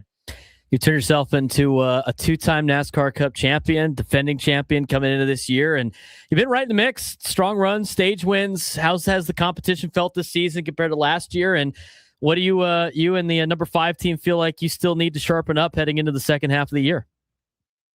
Yeah, it's been a challenging, start to our year. We had a new car for the Chevrolets this year, so it's taken a bit to learn and get used to, but I would say these last 4 or 5 weeks, I feel like we finally found some consistent balance to our race car. So we've been more competitive and happy about things. So yeah, I think that means we're headed, on the right path, and hopefully we can just keep inching at it and keep finding more and more grip and speed. And then I think we can be where we want to be come the chase time. So yeah, I've been proud of the team and just got to continue working hard. We're talking with Kyle Larson. He's the defending NASCAR Cup Series champion. Going to be out here for the road race, street race out here in San Diego. When we got the news about San Diego hosting a NASCAR event and then doing it in Coronado, I mean, we were obviously very stoked. Don't get to come out to California anymore. You're a California kid. Obviously, with Fontana not being a track anymore, this is an opportunity for you to race in your home state. I know there's a couple other Californians out there that probably loved being able to do that. When you got the news that San Diego could potentially be hosting a race, what was your reaction, and how excited are you to do this street course coming up here in Coronado? Yeah, I was super excited when I heard about it, because I know it's going to be a awesome event. And as it's gotten closer, I would say I'm even more excited. So yeah, looking forward to getting down there and learning a new circuit, but also just kind of seeing how our sport can honor the naval base there and honor the military. So yeah, it's going to be a great weekend. I know the crowd's going to be huge, and hopefully we can do a good job behind the wheel. How do you feel about the track and the layout? Have you been able to do that on iRacing yet? What is your experience, and what have they told you about this brand new track, obviously, for this street race? Yeah, I've gotten around a little bit on the Chevrolet simulator, and it's a fun track. It's really fast, very sketchy, bumpy. Just a high level of commitment style track, but on the verge of just crashing all the time. So, it's going to be wild when we get there. I think you're going to see a lot of mistakes, and I think the driver who can just have a clean race is going to have a great race. So hopefully that's something we can do as a team, and look forward to getting there and seeing what we got. Yeah, the street races are obviously fun for a lot of fans. This is not the first one you've ever raced in. What are the biggest, obviously, besides driving in circles compared to making a bunch of different turns?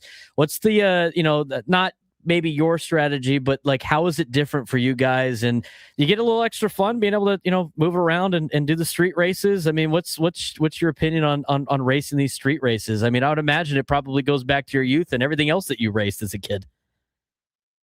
Well, I mean, I didn't grow up road course racing, so doing stuff like we're doing this weekend is pretty far out of my element, but we've had some good success on road courses, and we've won a handful of races on them. So Chicago we were pretty decent at. So yeah, I think there's some optimism there that we can have a good weekend and challenge for a win, but also it's sketchy. It's a really easy track, I think, to make a mistake on and end your day. So I'm hoping that I can just kind of limit my aggressiveness. And I think if I can find the balance in that, we can have a good day and be able to challenge. Couple things left for you, Kyle. I mean, you're coming back to California. Down here in SoCal, we love our Mexican food. When you guys get to go on the road, I mean, obviously it's a different location you're used to. I know you guys are very busy with a lot of other stuff. You ever able to venture into maybe some food here in town? And as a California guy, I mean, you gonna check In-N-Out off the list? Always. Yeah, always grab some In-N-Out. Which is working its way east now, which is good. So we've been able to get it a little bit more frequently now. But I haven't done my research yet on restaurants and stuff, but I always like finding good spots. So I'm sure there's plenty of great places to eat in San Diego, and I'm sure we'll hit an In-N-Out burger after the race or something, which is always a good one to have after. Last thing for you, Kyle. Appreciate you joining us today, and obviously good luck this weekend and on the a brand new road course here for San Diego and for NASCAR. But you've accomplished so much in your career. Still very young in the game, including 2 Cup Series championships. To tie it back into where we started this conversation, you can go back, give advice to the 7-year-old kid that was racing his first race for the first time in an outlaw kart. What would you tell yourself? Well, I wouldn't. I don't think I would ever do anything different. So, my parents always made sure I was having fun. So I would say just continue to have fun and just work hard, but don't overwork yourself and enjoy it. Kyle, appreciate the time, man. Thanks again. Good luck this weekend and continued success on the NASCAR circuit. Thank you. Kyle Larson, reigning NASCAR Cup champion, joining us on the SDCCU fan hotline. It's not Big Bank Banking. It's better. I got a little nervous there at the beginning. I was pacing. It's the first time I've ever gotten up and paced during an interview because of the connection, but it worked out nicely. Yeah, Kyle seems like a cool guy. That was cool. Yeah, he's awesome. Yeah, he's super into it. You just tell these guys just love. I mean, you have to eat, breathe, and sleep. Racing. Pretty incredible. I enjoyed that. I think that was cool. But again, we missed some of it because of the connection, but to get into racing as a young kid, I think a lot of people want to know, how do you do that? How do you get it? Where do I just go sign up to get my kid and able to race? I mean, you got to be in the cars and you got to be able to fix your own stuff. And it's a very difficult path to the top, but I mean, these guys that are doing it at this level are very good at racing cars. It's one of those things where you were able to kind of pick out what he said. He said it was like 10 grand to start with the car and parts, and then a couple grand after that for parts to continue. Find your local racetrack. Like here, if you're going to find a dirt car, Barona Speedway, that's a solid place to start. They run races there almost every single weekend. So there's a way to do it, but with racing more so than any other sport, you need to be able to have the financial backing to be able to do it, because these cars do wear out parts the same way a baseball glove wears out, or the way cleats wear out. There's just a lot more stuff than just a glove, a cleat, a batting glove that can get tore up, and get tore up a lot more frequently than those things do.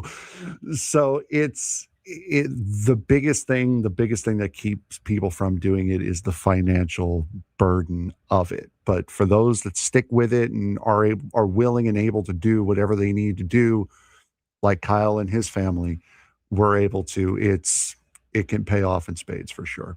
When we come back, the Padres have announced a starting pitcher today. Your guess is as good as ours. We'll tell you who it is when we come back on the Braden Surprenant Show. Standing Summer Sports Station, 97 through the Fan.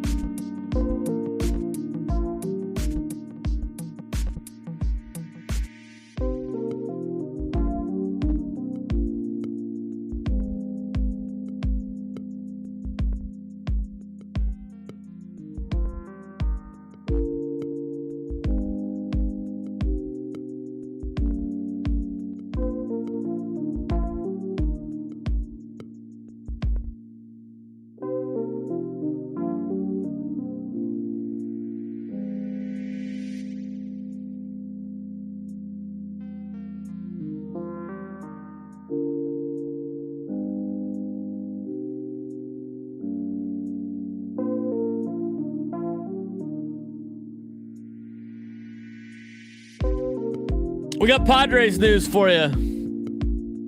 It happened during our interview with Kyle Larson. Kyle Larson was great. He joined us on the SDCCU fan hotline. It's not Big Bang Banking. It's better. Reigning NASCAR Cup champion. Great job, Frank, getting him on the show. And I'm thankful to every cell service in North Carolina that we were able to keep him on the show. I know. Did you text them while you were doing this? No, I did not. But like I said, that's the first time I've ever gotten up and started pacing during an interview because I was worried about the phone connection. Correct. I mean, I looked at, I was listening to I was like, oh man, please don't, please work, please end up working. And then it started getting better at the end. I was like, oh, okay, it's going to work out. He was great. I thought he was fun. Yeah, you could tell he seems a little nervous about the track out there at NASCAR San Diego, but he's excited. He says it's fun. He raced it, it's fun. But it's also a little sketch. Oh, it's honestly sketch. But if you're a NASCAR driver and you're used to the same courses all the time, I would imagine a challenge like this is probably exciting to get to. Oh, they're definitely open to the challenge. They're excited for the challenge for sure. It's learning a new course, learning what you can and can't do. And like Kyle said, this is a full commit track. You can't just it's not like Sonoma next week where you can kind of ease it into a couple of corners. This is a place where if you want to make track time, you have to be full commitment at all times. And there are, as you guys would have seen with the video that I posted over the weekend, there are plenty of places that can catch you out here, especially between turns 6 and 7, I believe, or 7 and 8, where it's just that long straightaway and it's about as bumpy as it can be. If you want to check out more on the NASCAR track, we have that video posted on YouTube, youtube.com/@B_SURP. Frank takes you through the course of what he noticed and what those guys are going to be doing. And then he does a test lap, if you will. So you can go check that out on our YouTube page. Also, we will have the Kyle Larson interview reposted on the YouTube page as well. We are working on that currently. Yes, working on it now, Trav. Get Marchese up and moving. The phone call to the bullpen. Get Marchese up and moving. And in that meantime, while we were doing all of that, we had some Padres news. Now, today, the predicted start, well, not the predicted starter, but the guy in line in the rotation today was Lucas Giolito. And the Padres had TBD for the starting pitcher. In terms of who it's going to be, well, it's going to be Wandy Peralta. Wandy Peralta is going to start today for the San Diego Padres. Be his first start of 2026.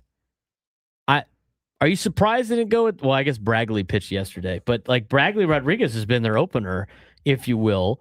So we have not gotten, or at least I have not seen any additional tweets about what the Padres' plan might be of a Wandy Peralta opener and then into Lucas Giolito. Can you do me a favor? But interesting. What? Can you pull up the Cardinals roster real quick?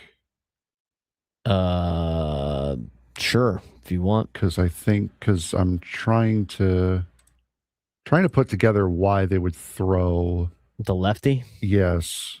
I want to see what the Cardinals came out with when they played here and see if it's lefty top heavy.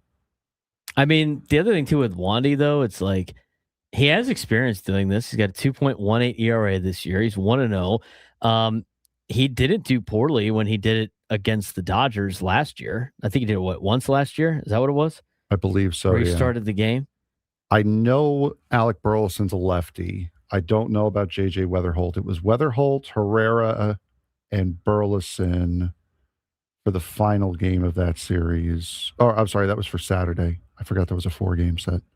So the last time Wandy Peralta came in as an opener or a starter was against the Dodgers back on August 15th. And you already have a Cardinals lineup up. So. Oh, they do already? 3 of the first 5 hitters are lefties. Oh, well, there you go. So that's why they had So one. that's why, and yeah. Bragley pitched yesterday, did he not? Didn't he pitch yesterday? I think he did. They started Weatherholt, Herrera, and Burleson all 4 games. That was the top 3 in their lineup when the Cardinals were here. So very heavy lefty lineup for the Cardinals. And the last time Wandy Peralta started a game was against the Dodgers, which is, again, lefty at the top with Shohei and Freddie Freeman, right? Max Muncy. But he went 1 1/3, 2 strikeouts. Did a pretty good job. So, I mean, for a lot of people,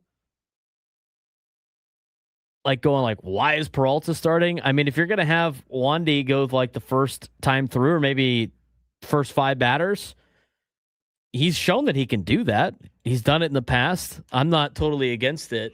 My biggest question is whether or not they're going to bring Lucas Giolito in after. My guess would be they are. But we won't probably know until they start opening up the clubhouse. And the clubhouse opens at 3:35 Central Time, which means that is 1:35. Yeah, so we'll know in about an hour, probably. But I don't think he's going to I don't think they're going to ask him to go an entire time through the order. I think they're just going to. I think they'll probably go an inning and a third, maybe an inning and 2/3. Yeah, get through the lefties and then bring in Giolito. And then bring in Giolito. Yeah. What would be the? I'd love to know what's the reasoning with the Giolito thing? Do we not think he can make it through the first time through the order? Is that how much he's been struggling? Maybe try something different. Yeah. I don't know. That's the only thing I can think of is that just try something different. Their lineup today, their starting lineup today, lefty, righty, lefty, righty, lefty, righty, lefty, righty, lefty. So you do have more lefties in the lineup than righties. So maybe that's it. But I would imagine they probably go with Giolito next after this, after Peralta. It's an interesting move by the Padres. I don't mind how they've been moving things around for the starting rotation, but I think they're just going to try to make it through. Maybe down to like Lars Nootbaar, who's batting 5th. They're probably going to ask to go like inning in the third, inning in 2/3. That would be my guess. But we'll see what Wandy does in the start. Looking forward to it. We need to get to our midday sports standoff. If you have what it takes to take me on in some sports trivia, you will be qualified for a chance to, if you take me down in sports trivia, you'll be qualified for a chance at our grand prize, a 2-night stay at Town & Country Resort and a $250 food and beverage credit. Work on your resting vacation face this summer at Town & Country Resort. You get 3 pools and a 4-story water slide named Twister. Make Town & Country a family favorite. Rates start at $199 per night exclusively for fan listeners. Visit townandcountry.com/thefan to book now. We will get to that when we come back. We will also continue our conversation about the Padres opener that they might have today. We'll keep you updated on the news and notes around the Padres if there's any more on that. In the 1 o'clock hour, we will also get to some World Cup updates for you. Still a lot to get to on the Braden Surprenant Show. San Diego's number sports station 97 through the Fan.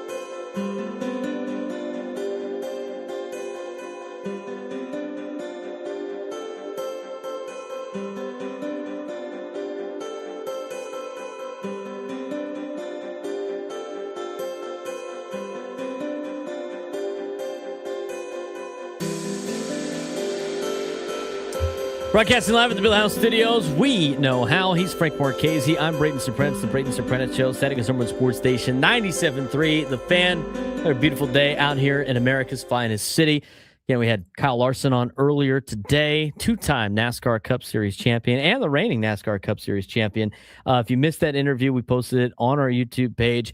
Go to our YouTube page, subscribe to our YouTube page. You'll get notifications every time we post new videos on there if you would like.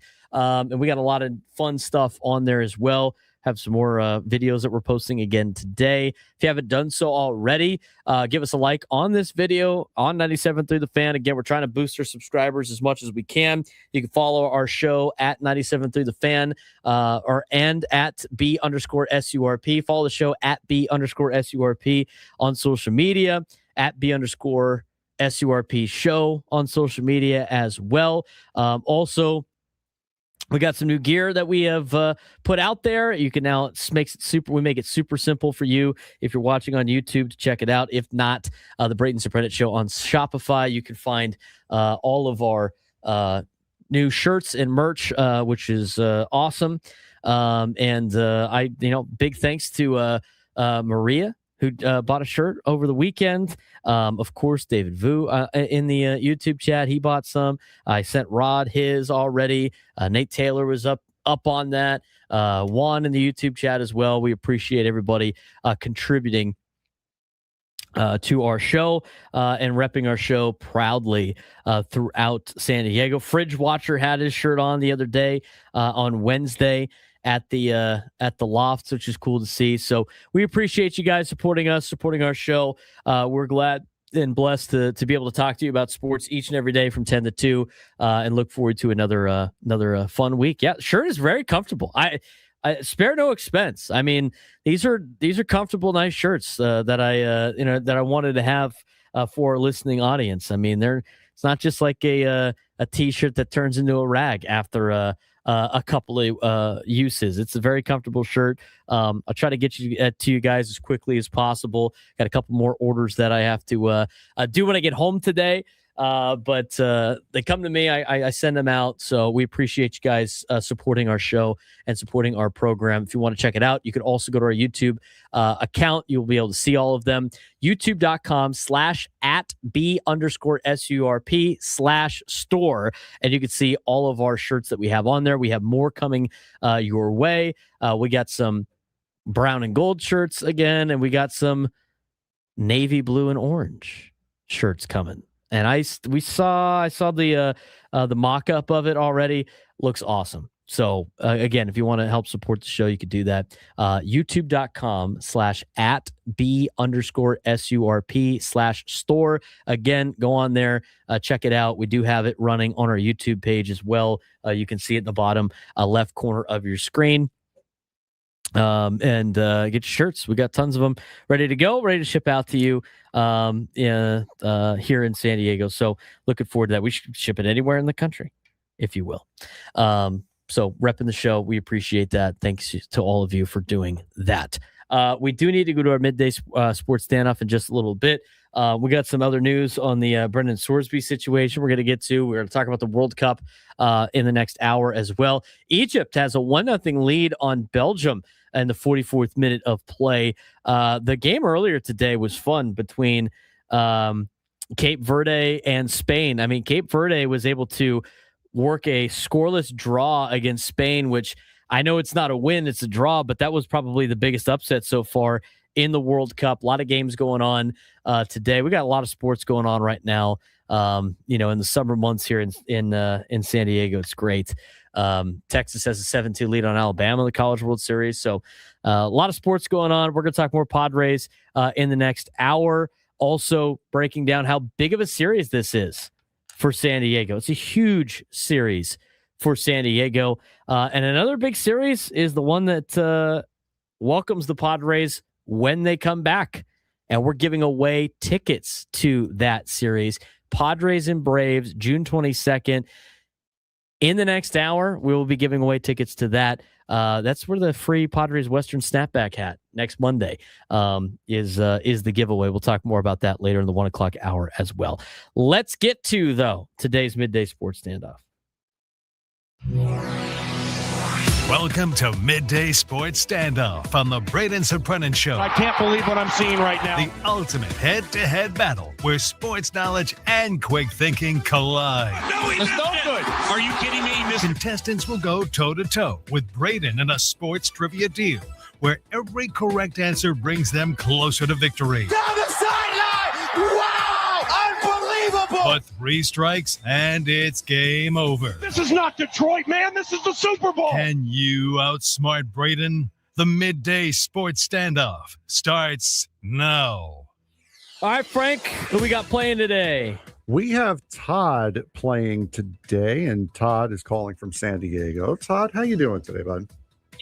I'm good, guys. How are you doing? Good. All right. So while we all have gotten very, very sick with World Cup fever here over the course of the last couple days, there have been 13 different countries that have made a World Cup final.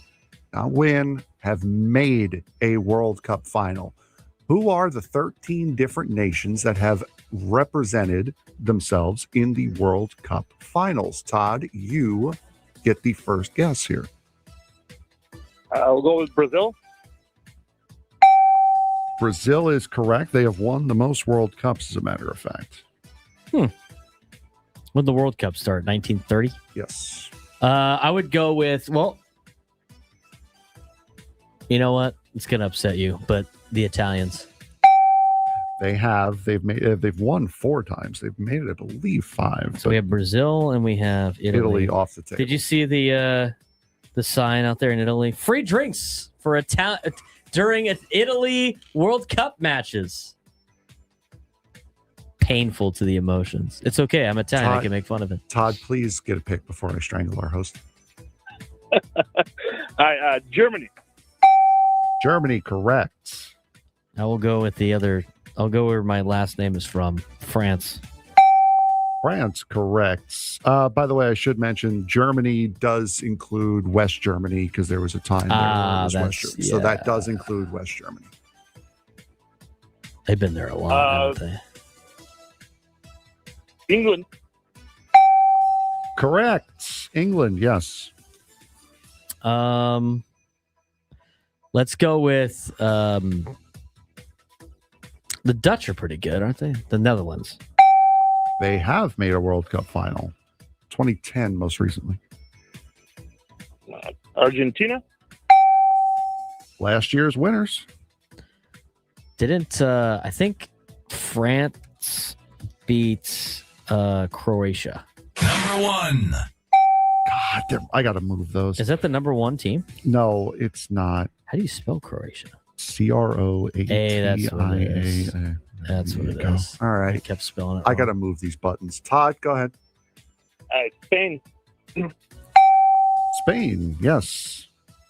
Okay. What about... We've got 4 left here. Okay. What about the Czech? Yes. As Czechoslovakia, yes, they did go to 2 World Cup finals. Yeah, Uruguay, 2 times winner. Uruguay was also the first winner. Yeah. So we have Brazil, Italy, Germany, France, England, Netherlands, Argentina, Croatia, Czech, Uruguay. Am I missing one? So Argentina, France, Germany, Spain, Italy, Brazil, England, Spain, I forgot to write Uruguay, Croatia, Czech, and the Netherlands. You have 2 left here. I'm thinking of like just European countries at this point. What about the Swedes? Super Swedes have made it. Swedes. All right. So whoever gets this last one here, since it's an odd number, whoever gets this last one wins it. Todd? Yeah, it's Hungary. Yes, I am, as a matter of fact. Todd, congratulations, bud. You have qualified for a chance to win the trip to Las Vegas. So the 13 different nations that have gone to a World Cup final: Argentina, France, Germany, Spain, Italy, Brazil, England, Uruguay, Croatia, Netherlands, Czechoslovakia, Sweden, and Hungary. I'm hungry. I've also been up since 5:30. I will say this. Since I moved, I don't have to drive as far to coach football, which is great. Isn't that nice? It's so nice. The thing was, I like for spring ball when they were in the morning, I hadn't moved yet, so that was rough. Those early morning wake ups because I was driving past my new place on the way every single day, going, "Oh, I could probably sleep a little bit more." I left my place at like 5:53 this morning, and I got there at 6:01. It was so nice. I asked my friend who coaches volleyball because she actually lives in the neighborhood that she coaches at. I said, "How nice is it to actually not have to drive like 25 to 30 minutes after practice to go home?" I was like, I should try this more often. This is great. So wonderful. Had that this morning. Aztec football tournament was this weekend. That's fun stuff. That means the real kickoff to the summer for high school football is just right around the corner, which means college football is right around the corner as well. Looking forward to that. TCU announced their uniforms for the week 0 matchup. They brought the spikes back on the jerseys, kind of. The only cool thing about the uniforms, though, is the frog has a shamrock in his mouth because they're playing in Ireland. Other than that, it's kind of a little iffy. The Brendan Sorsby situation just got more interesting, too. We'll talk about that in the next hour. We do want to give away Padres tickets in the next hour as well. But as reported by Kevin Acee about tonight's situation for the Padres, the Padres will use an opener tonight and possibly on Wednesday. The latter will depend on how much the bullpen has been used and which relievers are available. The plan is for Lucas Giolito, who has worked 4 innings in each of his past 2 starts, to follow a reliever tonight, with the idea being he starts the 2nd inning and can get the Padres to at least some point in the 6th without having to face the top of the order a 3rd time. Griffin Canning's turn in the rotation is Wednesday. Canning has allowed at least 1 run in the first of 4 of his past 6 starts, and Michael King will pitch tomorrow. Interesting, to say the least. I mean, the Padres right now, on reading that, we're going to talk more about this in the next hour. Reading more into that, I think the Padres know that, they got a little bit in Giolito and Canning there, but they probably need to work through this. And they also know, I think at this point, Frank, they don't have time to punt on games anymore. No, they got to get in and start. Mm-hmm. They can't dig themselves in huge holes, especially with the way the offense is battling their way back to relevancy, if you will. They can't afford to just give up 3 or 4 runs in the first inning. So interesting that they might go with 2 openers this week with the state of the bullpen the way it is. And the fact that Giolito and Canning just do not get off the great starts of the game. Eventually, some of them, Giolito looked good against the Mariners, and then after that, he's looked okay. His command, both have been command issues for the Padres. We'll talk more about this in the next hour, but the more you look into the 3rd time through the order, the more you look into, starting of games, the more you look into these 2 in particular who did not get a full spring training, and who have been working their way back from, 1 from an injury and 2 from a late signing. The Padres, this is what it tells me. It tells me the Padres know that they need these guys to win, and they need to get them back on track, yet they can't afford to have them try to do that from the get-go.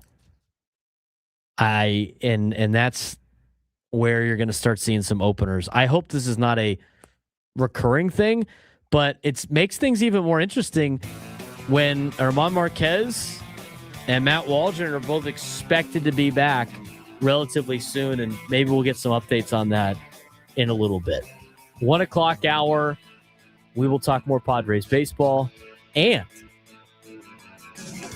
we will dive into what's going on in the World Cup. Team USA had a big showing on Friday night. We'll talk about that when we return on the Braden Surprenant Show, standing Summer Sports Station 97.3 Fan.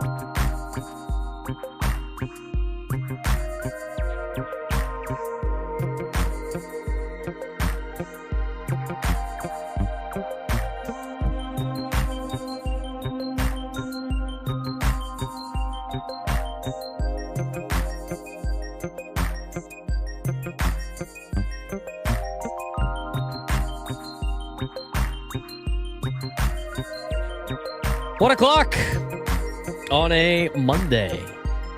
Padres, Cardinals, 4:45 start. EcoWater SoCal Padres pregame show with Sam Levitt being back. We'll be at 3:45. No more EcoWater SoCal. I don't have to fill in. At least for now. Who knows? Sam was at a wedding this week. He was not at a wedding. He was officiating a wedding. I was hesitant to say that.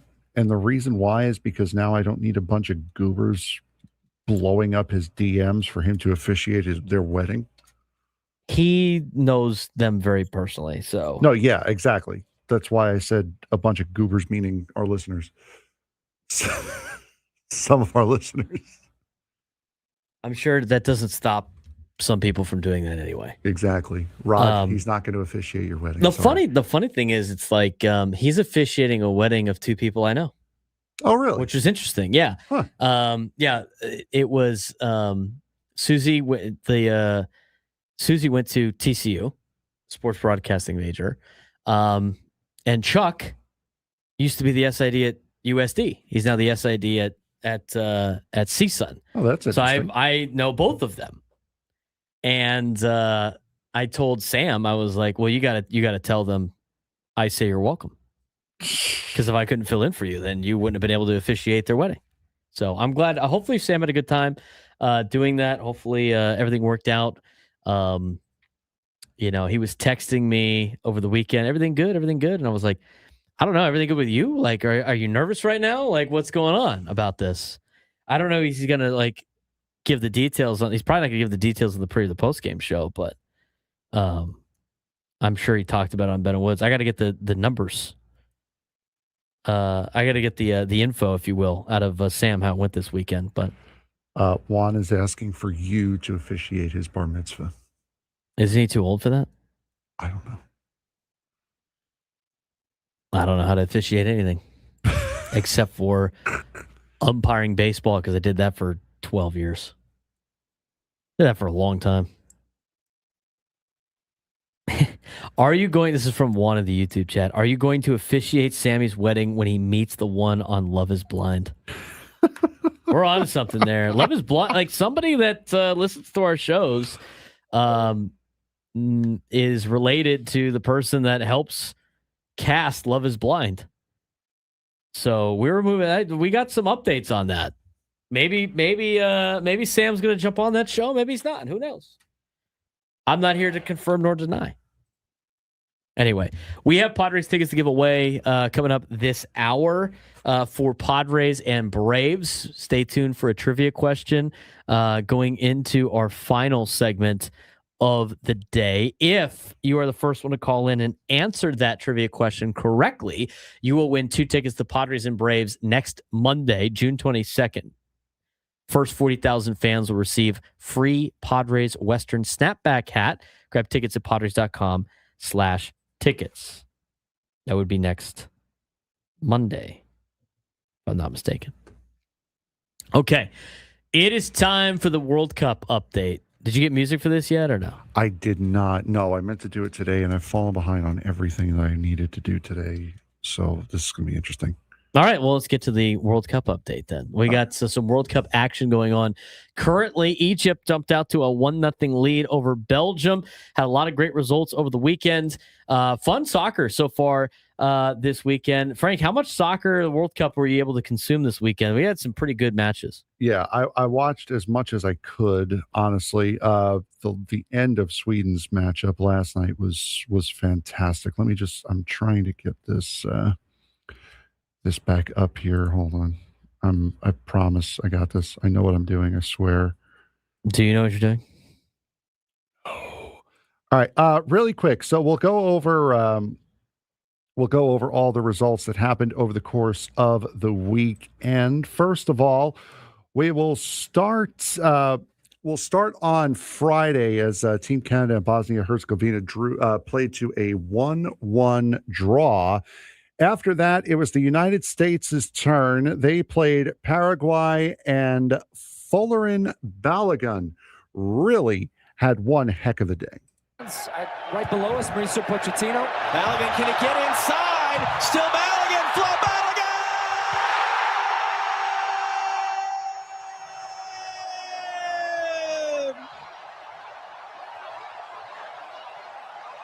All the calls you'll hear brought to you by Fox Sports Fox Sports on their Twitter account. U.S. would go on to destroy Paraguay 4-1 in that game. Started with an own goal in the 7th minute for Paraguay, so that was just a lost day for them. Starting up on Saturday, Qatar playing Switzerland. Switzerland had the lead all the way through. They had a goal. They had a penalty kick in the 17th minute of the match.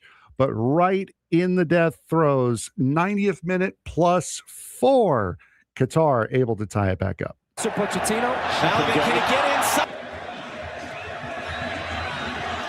Can they conjure here? Lays up the goal, there is the answer! It's unbelievable! The equaliser for Qatar from Bourlem Houhi. 1-1, drama, piled on drama.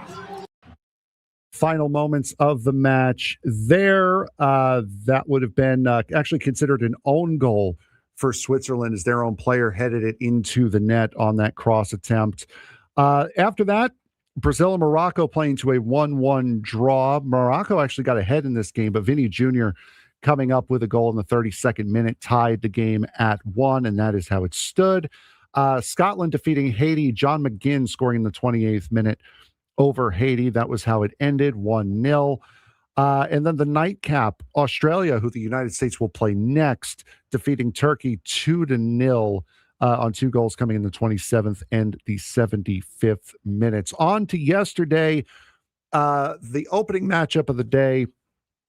Well, that was interesting. Germany taking on Curacao, 7 goals for Germany in this game, and only Kai Havertz scored twice. So 7 goals, 6 different goal scorers for Germany, and a 7-1 win over Curacao. More World Cup drama coming up in the second game of the day, Netherlands versus Japan. The Netherlands had the lead with in the 88th minute, and then a corner kick for Japan. You watch, they'll score from this one now. I've set up this first. Oh, they have as well! They have scored! I called it! Astonishing! 2-2!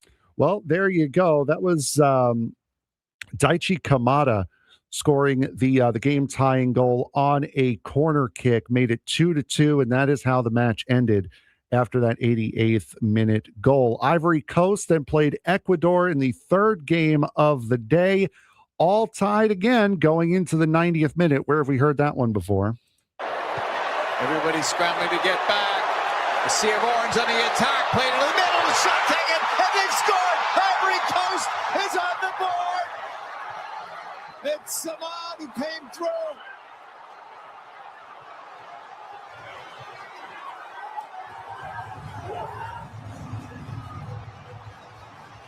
Again, all these calls courtesy of Fox Soccer on Twitter. Nightcap was Sweden versus Tunisia last night. Sweden with a 5-1 victory in that game. It was 3-1. It was 2-1. Sorry, going into halftime, and it ended 5-1 in favor of Sweden. Spain versus Cape Verde earlier today. A beautiful defensive play game from Cape Verde, stealing a draw from Spain 0-0 in the upset so far of the tournament. And so far, just kicking off second half, Egypt versus Belgium. Egypt's Imam Ashur scoring in the 19th minute, giving them a 1-0 lead currently over Belgium as we begin the second half. We look at the tables, if you will. In table Group A, Mexico and Korea both won. Mexico and Korea both have 3 points in the standings. Goal differential, Mexico is +2. Korea is +1. Czechia and South Africa are 3 and 4 in the group. In Group B, both matches in Group B ended in a 1-1 draw. So they're all tied for first place in Group B with the Swiss, Canada, Qatar, and Bosnia-Herzegovina. In Group C, Scotland got a victory as they are now 1-0. They got 3 points in the standings, followed by Morocco and Brazil, who had worked a draw. They both have 1 point. Haiti's got 0 on the board. Group D, Team USA looked really good last Friday in their first game as they beat up on Paraguay. They have 3 points. Australia beat Turkey. They are both at the top of the leaderboard in Group D. In Group E, Germany, after that 7-goal performance, as you mentioned before, leads it with Cote d'Ivoire, Ecuador, and Curacao, both with no points. Curacao, of course, -6 goal differential. Group F, it's led by the Swedes. Sweden's got 3 points. Japan and Netherlands tied. As Frank mentioned, they both have a point each. Tunisia has a 0. Belgium and Egypt, Iran and New Zealand are in Group G. As Frank mentioned before, Egypt's got a 1-0 lead on Belgium in the 49th minute of play. In Group H, it was Spain and Cape Verde that already played. They worked a scoreless draw. Great upset by Cape Verde. They're currently tied at the leaderboard with 1 point each for Spain and Cape Verde. Uruguay and Saudi Arabia are going to play later. Group I has not gotten underway yet. Neither has Group J, K, or L. That involves, teams like France and Senegal, Iraq, and Norway have all not played yet. Argentina, Algeria, Austria, and Jordan have all not played yet.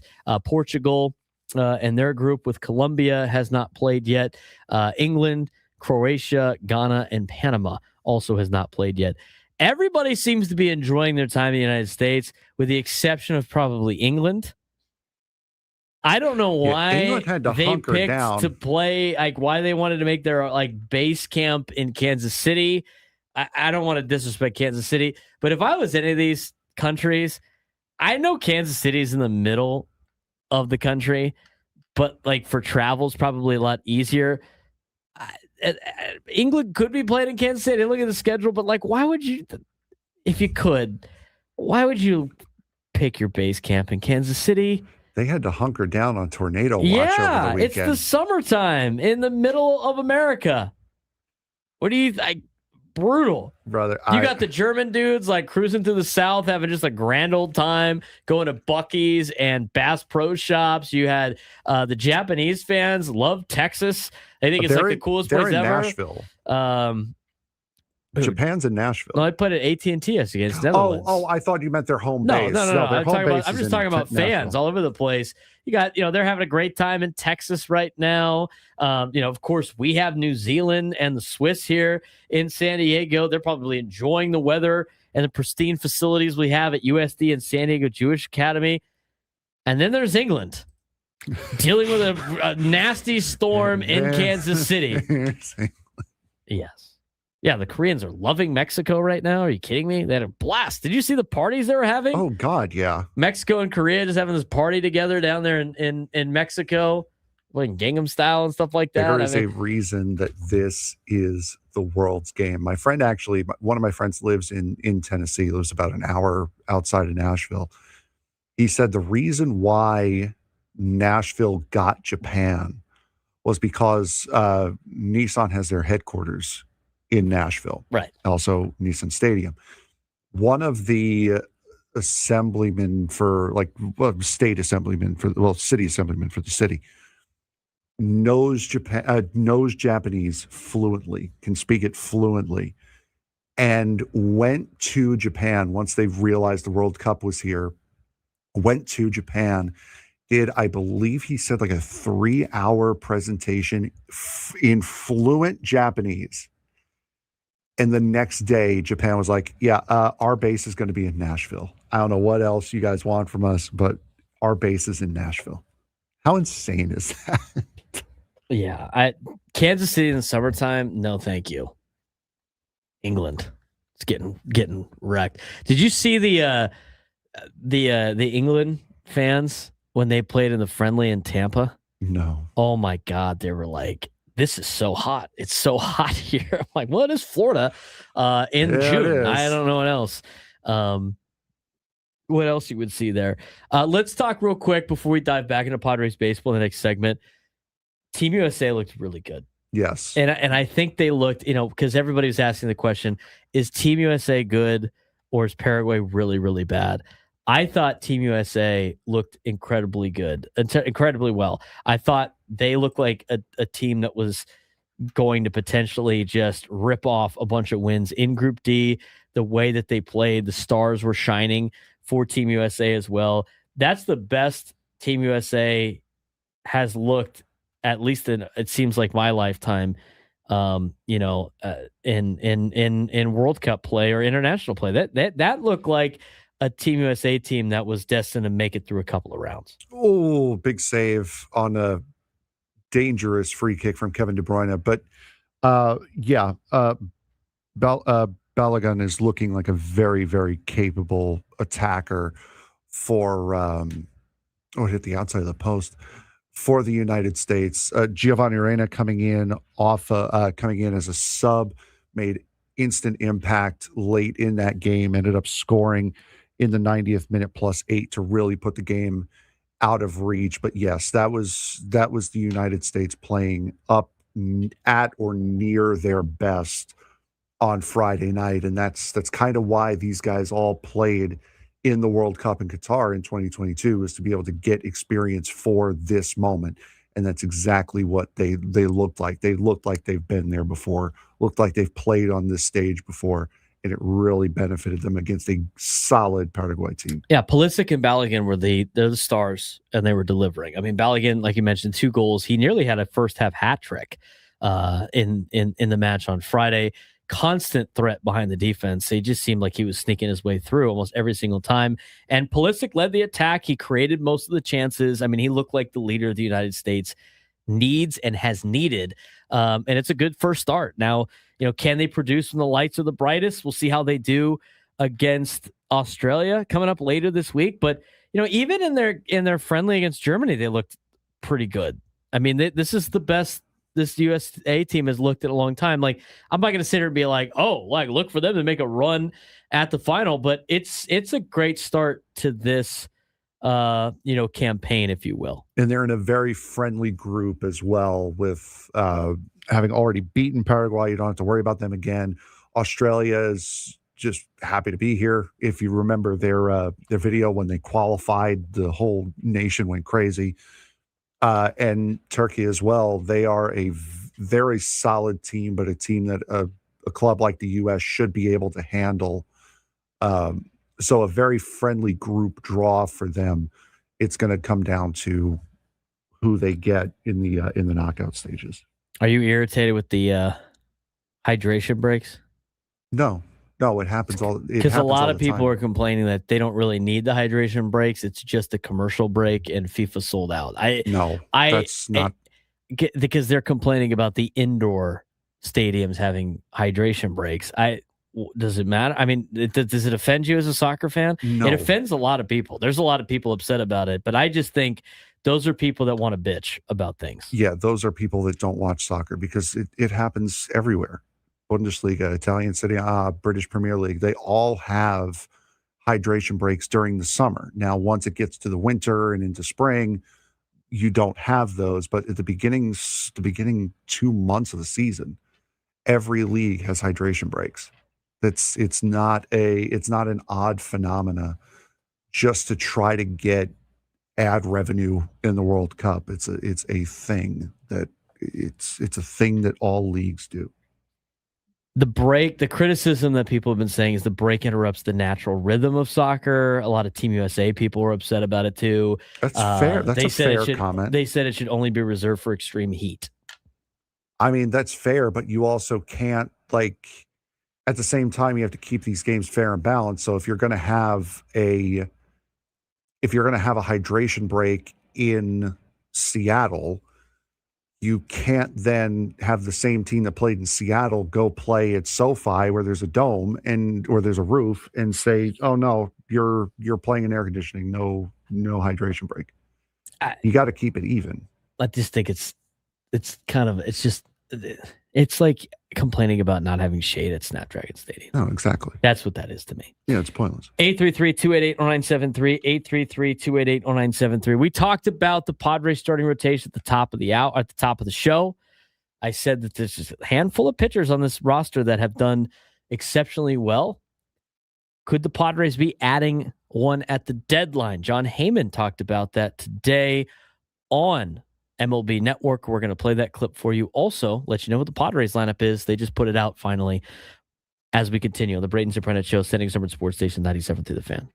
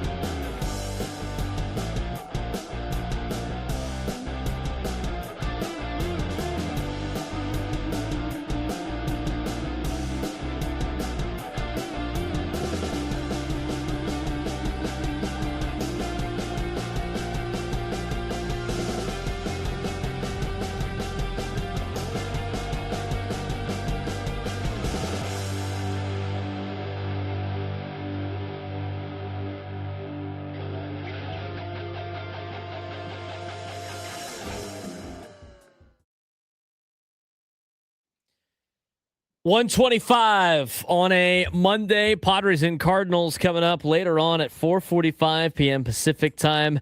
As we go to break, we're going to ask a trivia question for you. And first one to call in and answer it correctly will win tickets to Padres and Braves coming up next week. We'll get to that in just a little bit. Padres have announced their lineup, though, today. We'll get to that first before we start diving into what was said by Jon Heyman on MLB Network today. Let's get to today's starting lineup for the Padres. Their third one. There it is. You finally found the thing on time. I'm just glad you didn't hit the button that says number 1. No kidding. Huh? Gotcha. Got him. Fouls during the break don't count towards your foul. No, they don't. They do not. But that was a foul during the break. Fouls during the break for us don't count. Fouls count the entire time for chat. Also true. Wani Peralta is getting the start today as an opener. Sounds like Lucas Giolito is going to come in the second inning, apparently, according to the Padres' plan. So we'll see how that works out today. He'll be going against Dustin May. And this is the lineup that Craig Stammen's rolling out against Dustin May, who's 4-6 with a 4.21 ERA and 66 strikeouts this season.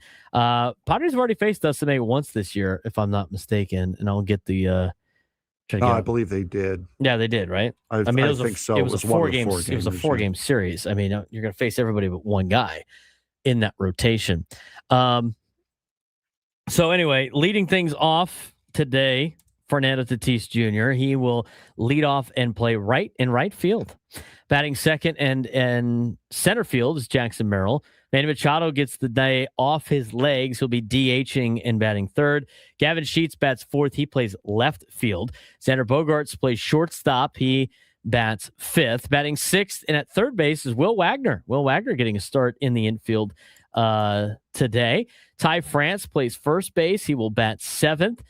Sungmoon Song starts at second base. He will bat eighth. And Rodolfo Duran will catch and bat ninth for the San Diego Padres. Interesting, Frank, that they're not going with Samad Taylor, who has been the hot hand. I mean, I guess you got to give guys a day off, but no Samad Taylor with how well he's been playing. I find that one to be a little bit of an interesting move. Maybe just needs to get the day off. No Samad? No Samad. All right, we riot. We riot now. Go ahead. Agent Zero in the lineup. We need him every day. Belgium just scored, tied it up. Big Rom, Romelu Lukaku, evening the game up. All tied at 1. Coming in as a sub too. Recently came on as a sub, and now we're 1-all. 5 cents to Scraby on the sounder for the lineup is hilarious. Okay, so Padres are going with an opener today. It sounds like they might be going with an opener Wednesday. The starting pitching, again, statistically is not. There's some guys that are trending in the right direction and some that need a little bit of help. Griffin Canning, Lucas Giolito are the two that at this point need a little bit of help, hence the openers. But Padres obviously need to address starting pitching probably at the trade deadline. And they talked about it on MLB Network. And Jon Heyman was talking about a certain starting pitcher that could find his way to San Diego. Arms not named Scooble. That's why I want to start, because arms are always front and center. Who could be the belle of the ball this trade deadline? Yeah, first I'll mention Scooble. Right now the Tigers are 29-42, so I think he's likely to be traded. These other two kind of on the fence. We shall see about that. Peralta, to me, and Alcantara would be 2 and 3 or 2 and 2A as guys who could be traded. Very dependable guys, always answer the bell. Alcantara and Peralta are not having their best seasons, but they are guys who put up the innings. Obviously, playoff starters for just about any team. 4.25 ERA for Alcantara, but he is considered a top-of-the-rotation starter by most. Peralta, same thing, 3.90 ERA right now. I would say both teams are a little bit on the fence right now. The Marlins have won 9 of 11. So, look, they have a 500 record. Their actual run differential is exactly 0. So, no guarantee they sell. I would say same with the Mets. The Mets are more likely to sell. I think at this point they're not doing as well as the Marlins, but they certainly have been better lately. but Peralta certainly would be of interest. And just throwing it out there, potential teams, I like the Padres for Alcantara. San Diego and Miami have matched up before. And for Peralta, Bruce Levine mentioned this, I like the Cubs. Craig Counsell, big fan from the Milwaukee days. Interesting that's where John Heyman is going with. And now the Padres have been linked to both Tarek Skubal and now Alcantara. And, obviously they need could use some starting pitching help. We've seen them be linked to some bullpen help. I know the last reports were saying that the Padres are looking for a left fielder, if you will. But where there's smoke, there's usually fire. Interesting from John Heyman on this one, Frank. Yeah, and for Freddy Peralta, we're hearing more and more that he's more likely than not getting re-signed by the Mets, which go figure. Not just with how the Mets have done, but with how he's pitched this year. He hasn't really lived up to the Freddy Peralta hype. But neither have any of the Mets. So as far as Sandy Alcantara goes, I don't see the Marlins getting rid of him. They had a prime opportunity to get rid of him last year. They held on to him. And now this year, when they're expected to be pretty good based off of how they finished out last year, they had a really slow start. But as we mentioned, they're 10-2 this month in June. They've won 8 of their last 10. So I don't see the Marlins, especially if they continue playing the way that they have. I don't see how the Marlins trade Sandy Alcantara this year. I do, and this is why. Because are they going to re-sign him? He's 30 years old. Are they going to re-sign him? They have a club option for next year. Are they going to give him a long-term lucrative deal? Can they afford to re-sign him? I mean, you're talking about re-signing a pitcher who spent his entire career there thus far and is in the latter stages on the age side of his prime, has had arm surgery. You could probably get him for a little bit cheaper. But you probably could get him for a little bit cheaper. I don't necessarily know. I mean, like, I saw the reports. You see the reports from Bob Nightingale that Bo Bichette is most likely going to opt out of his contract with the Mets. Yeah, I think that would be foolish. Honestly, I thought the same thing about Alex Bregman. Yes, he would be stupid. Yes, they are continually opting out of contracts, and they're getting rewarded for it for mediocre pay. I don't think Sandy's going to get mediocre for mediocre play. Sandy's better than mediocre play. And if you're the Marlins, unless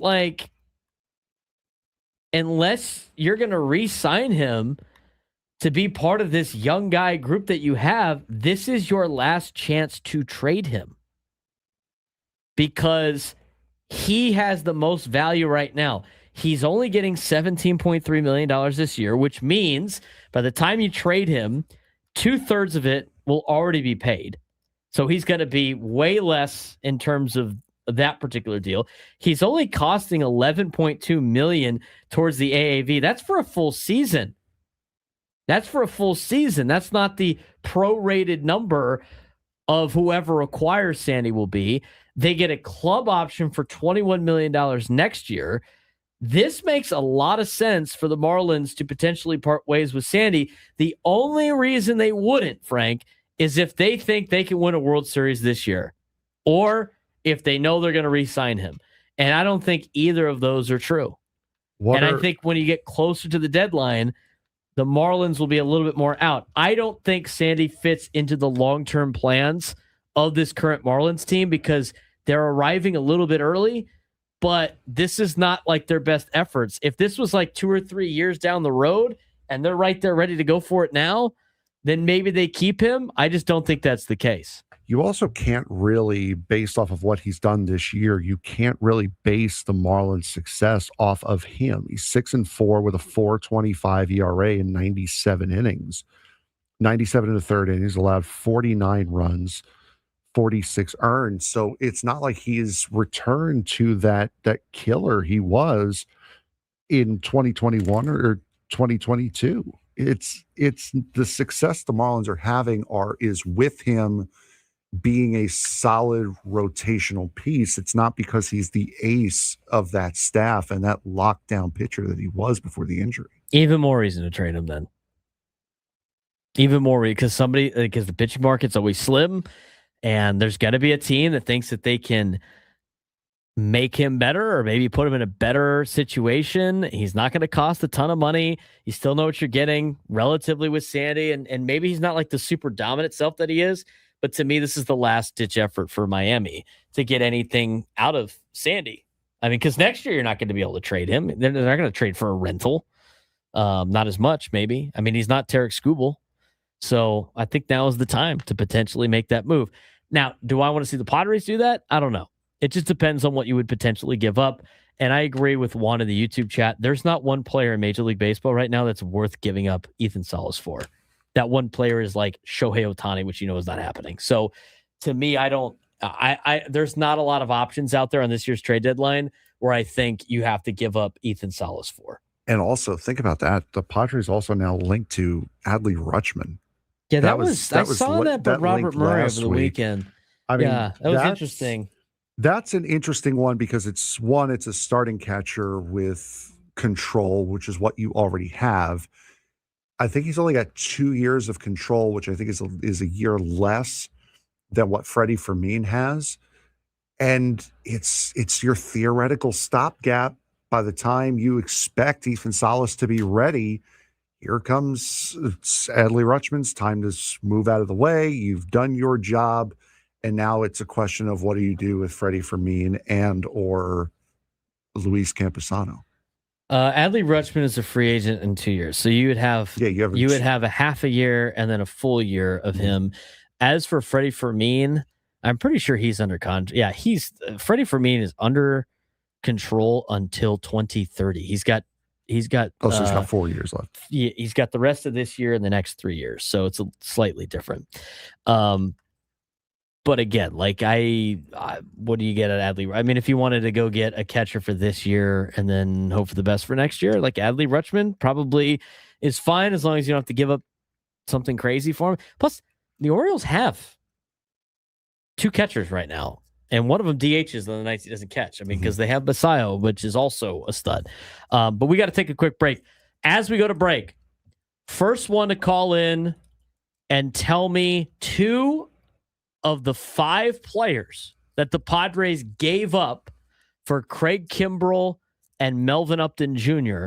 will win tickets to next Monday's game between the Padres and the Braves. 833-288-0973, 833-288-0973. First one to call in, tell me 2 of the 5 players the Padres gave up for Craig Kimbrell and Melvin Upton Jr. back on April 5th, 2015 in a big Padres-Braves trade right as the season was getting underway in 2020 and 2015. First one to do that will win tickets to Padres and Braves for next week. When we return, we'll get you ready for Padres and Cardinals to finish up the show. Braden Surprenant Show, Standing as Urban Sports Station 97 through the Fan.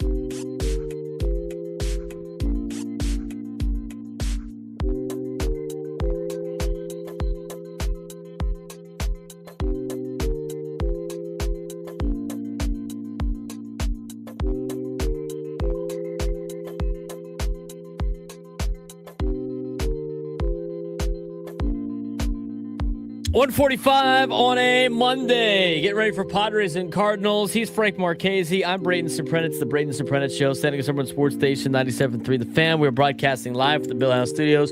We know how. Trivia question going to break. Name 2 of the 4.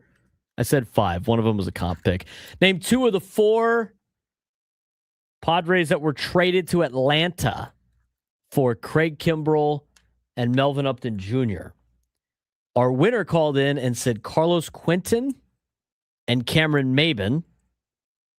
Those are correct.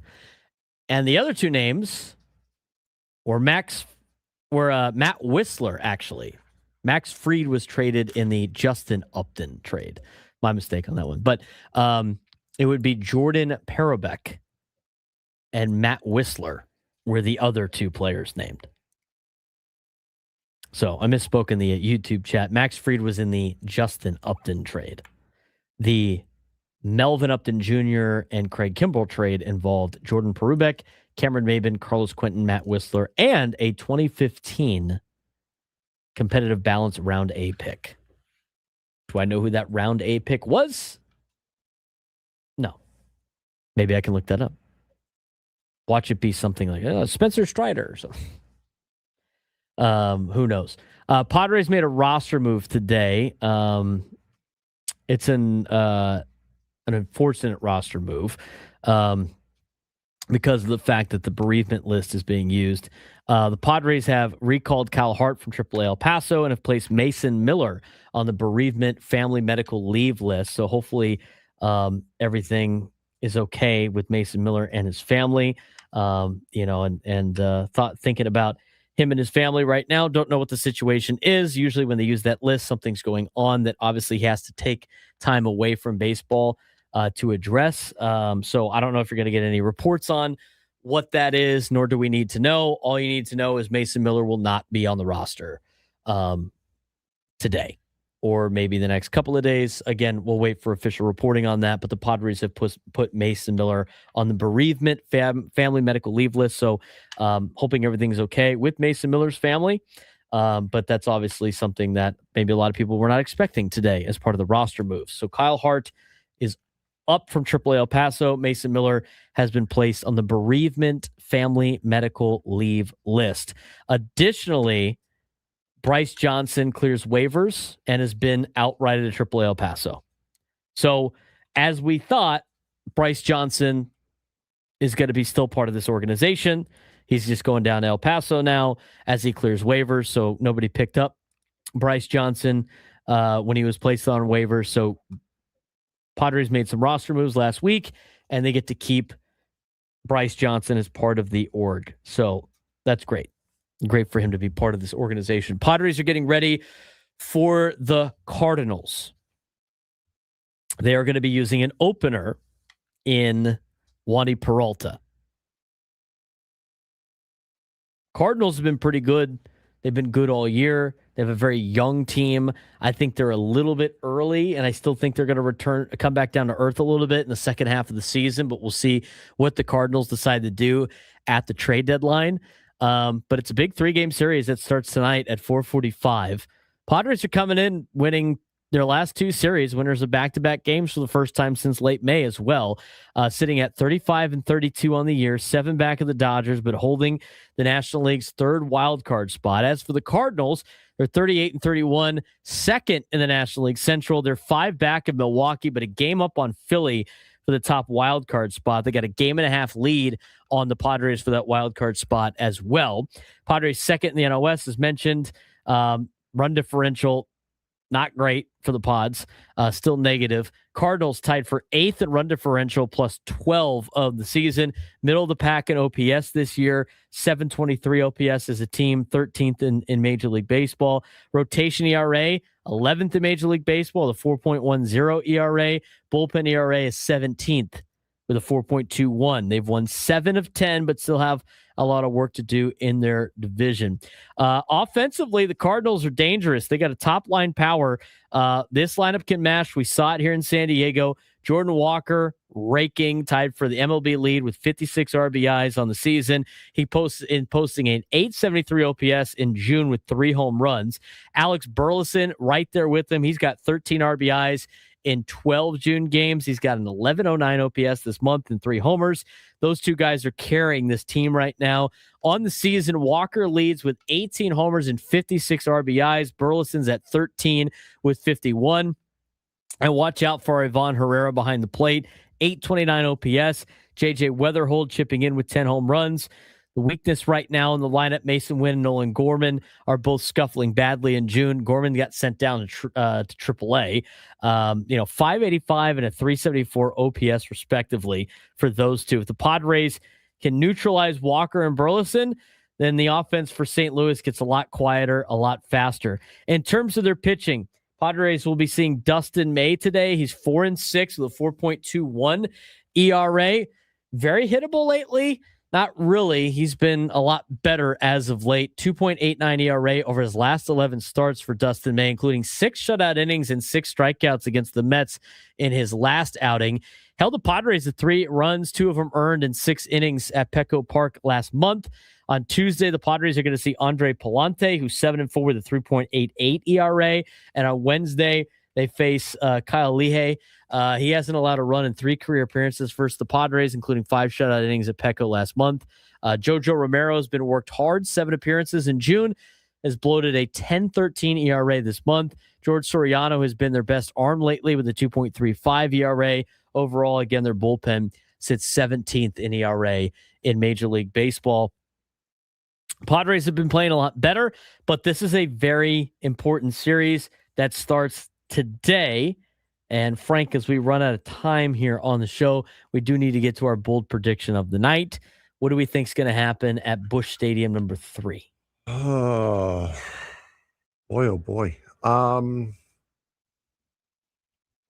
going to go with Wandy Peralta throwing 2 innings, 3 strikeouts. They said they wanted to put Lucas Giolito in the second. You want to still stay with the 2 innings? I think so, yeah. You're trying to 2 innings, 3 strikeouts. Pull a fast one on the Cardinals? Plans change, man. Okay. I'll see that. I respect that. No Samad Taylor in the lineup tonight, which is interesting. I think what do I want to do with today? I think Merrill goes 3 for 4. 3 for 4. I think Merrill has a good day today. That's what I'm going to go with. I'm going to go with Jackson Merrill. You know what? No, I'm going to change it. Sungmoon Song's been struggling. Sungmoon Song 2 knocks today. That's what I'm going to go with. Because you're getting a lot of production out of guys like Will Wagner, Samad Taylor, Jace Bowen, Rodolfo Duran has been doing a really good job. I'm going to go Sungmoon Song gets a couple of hits. That is bold. That is a bold prediction. He's hitting 190 on the year with a 506 OPS. Sungmoon Song will be my guy today in my bold prediction, if you will. You know what the impossible prediction was? Frank gets caught up on everything that he missed in about 20 minutes, and son of a gun, I did it. Well done, Frank. We appreciate you. All podcast hours are now up. We'll see. We'll talk about the Padres and Cardinals when we come back tomorrow. Talk to you then.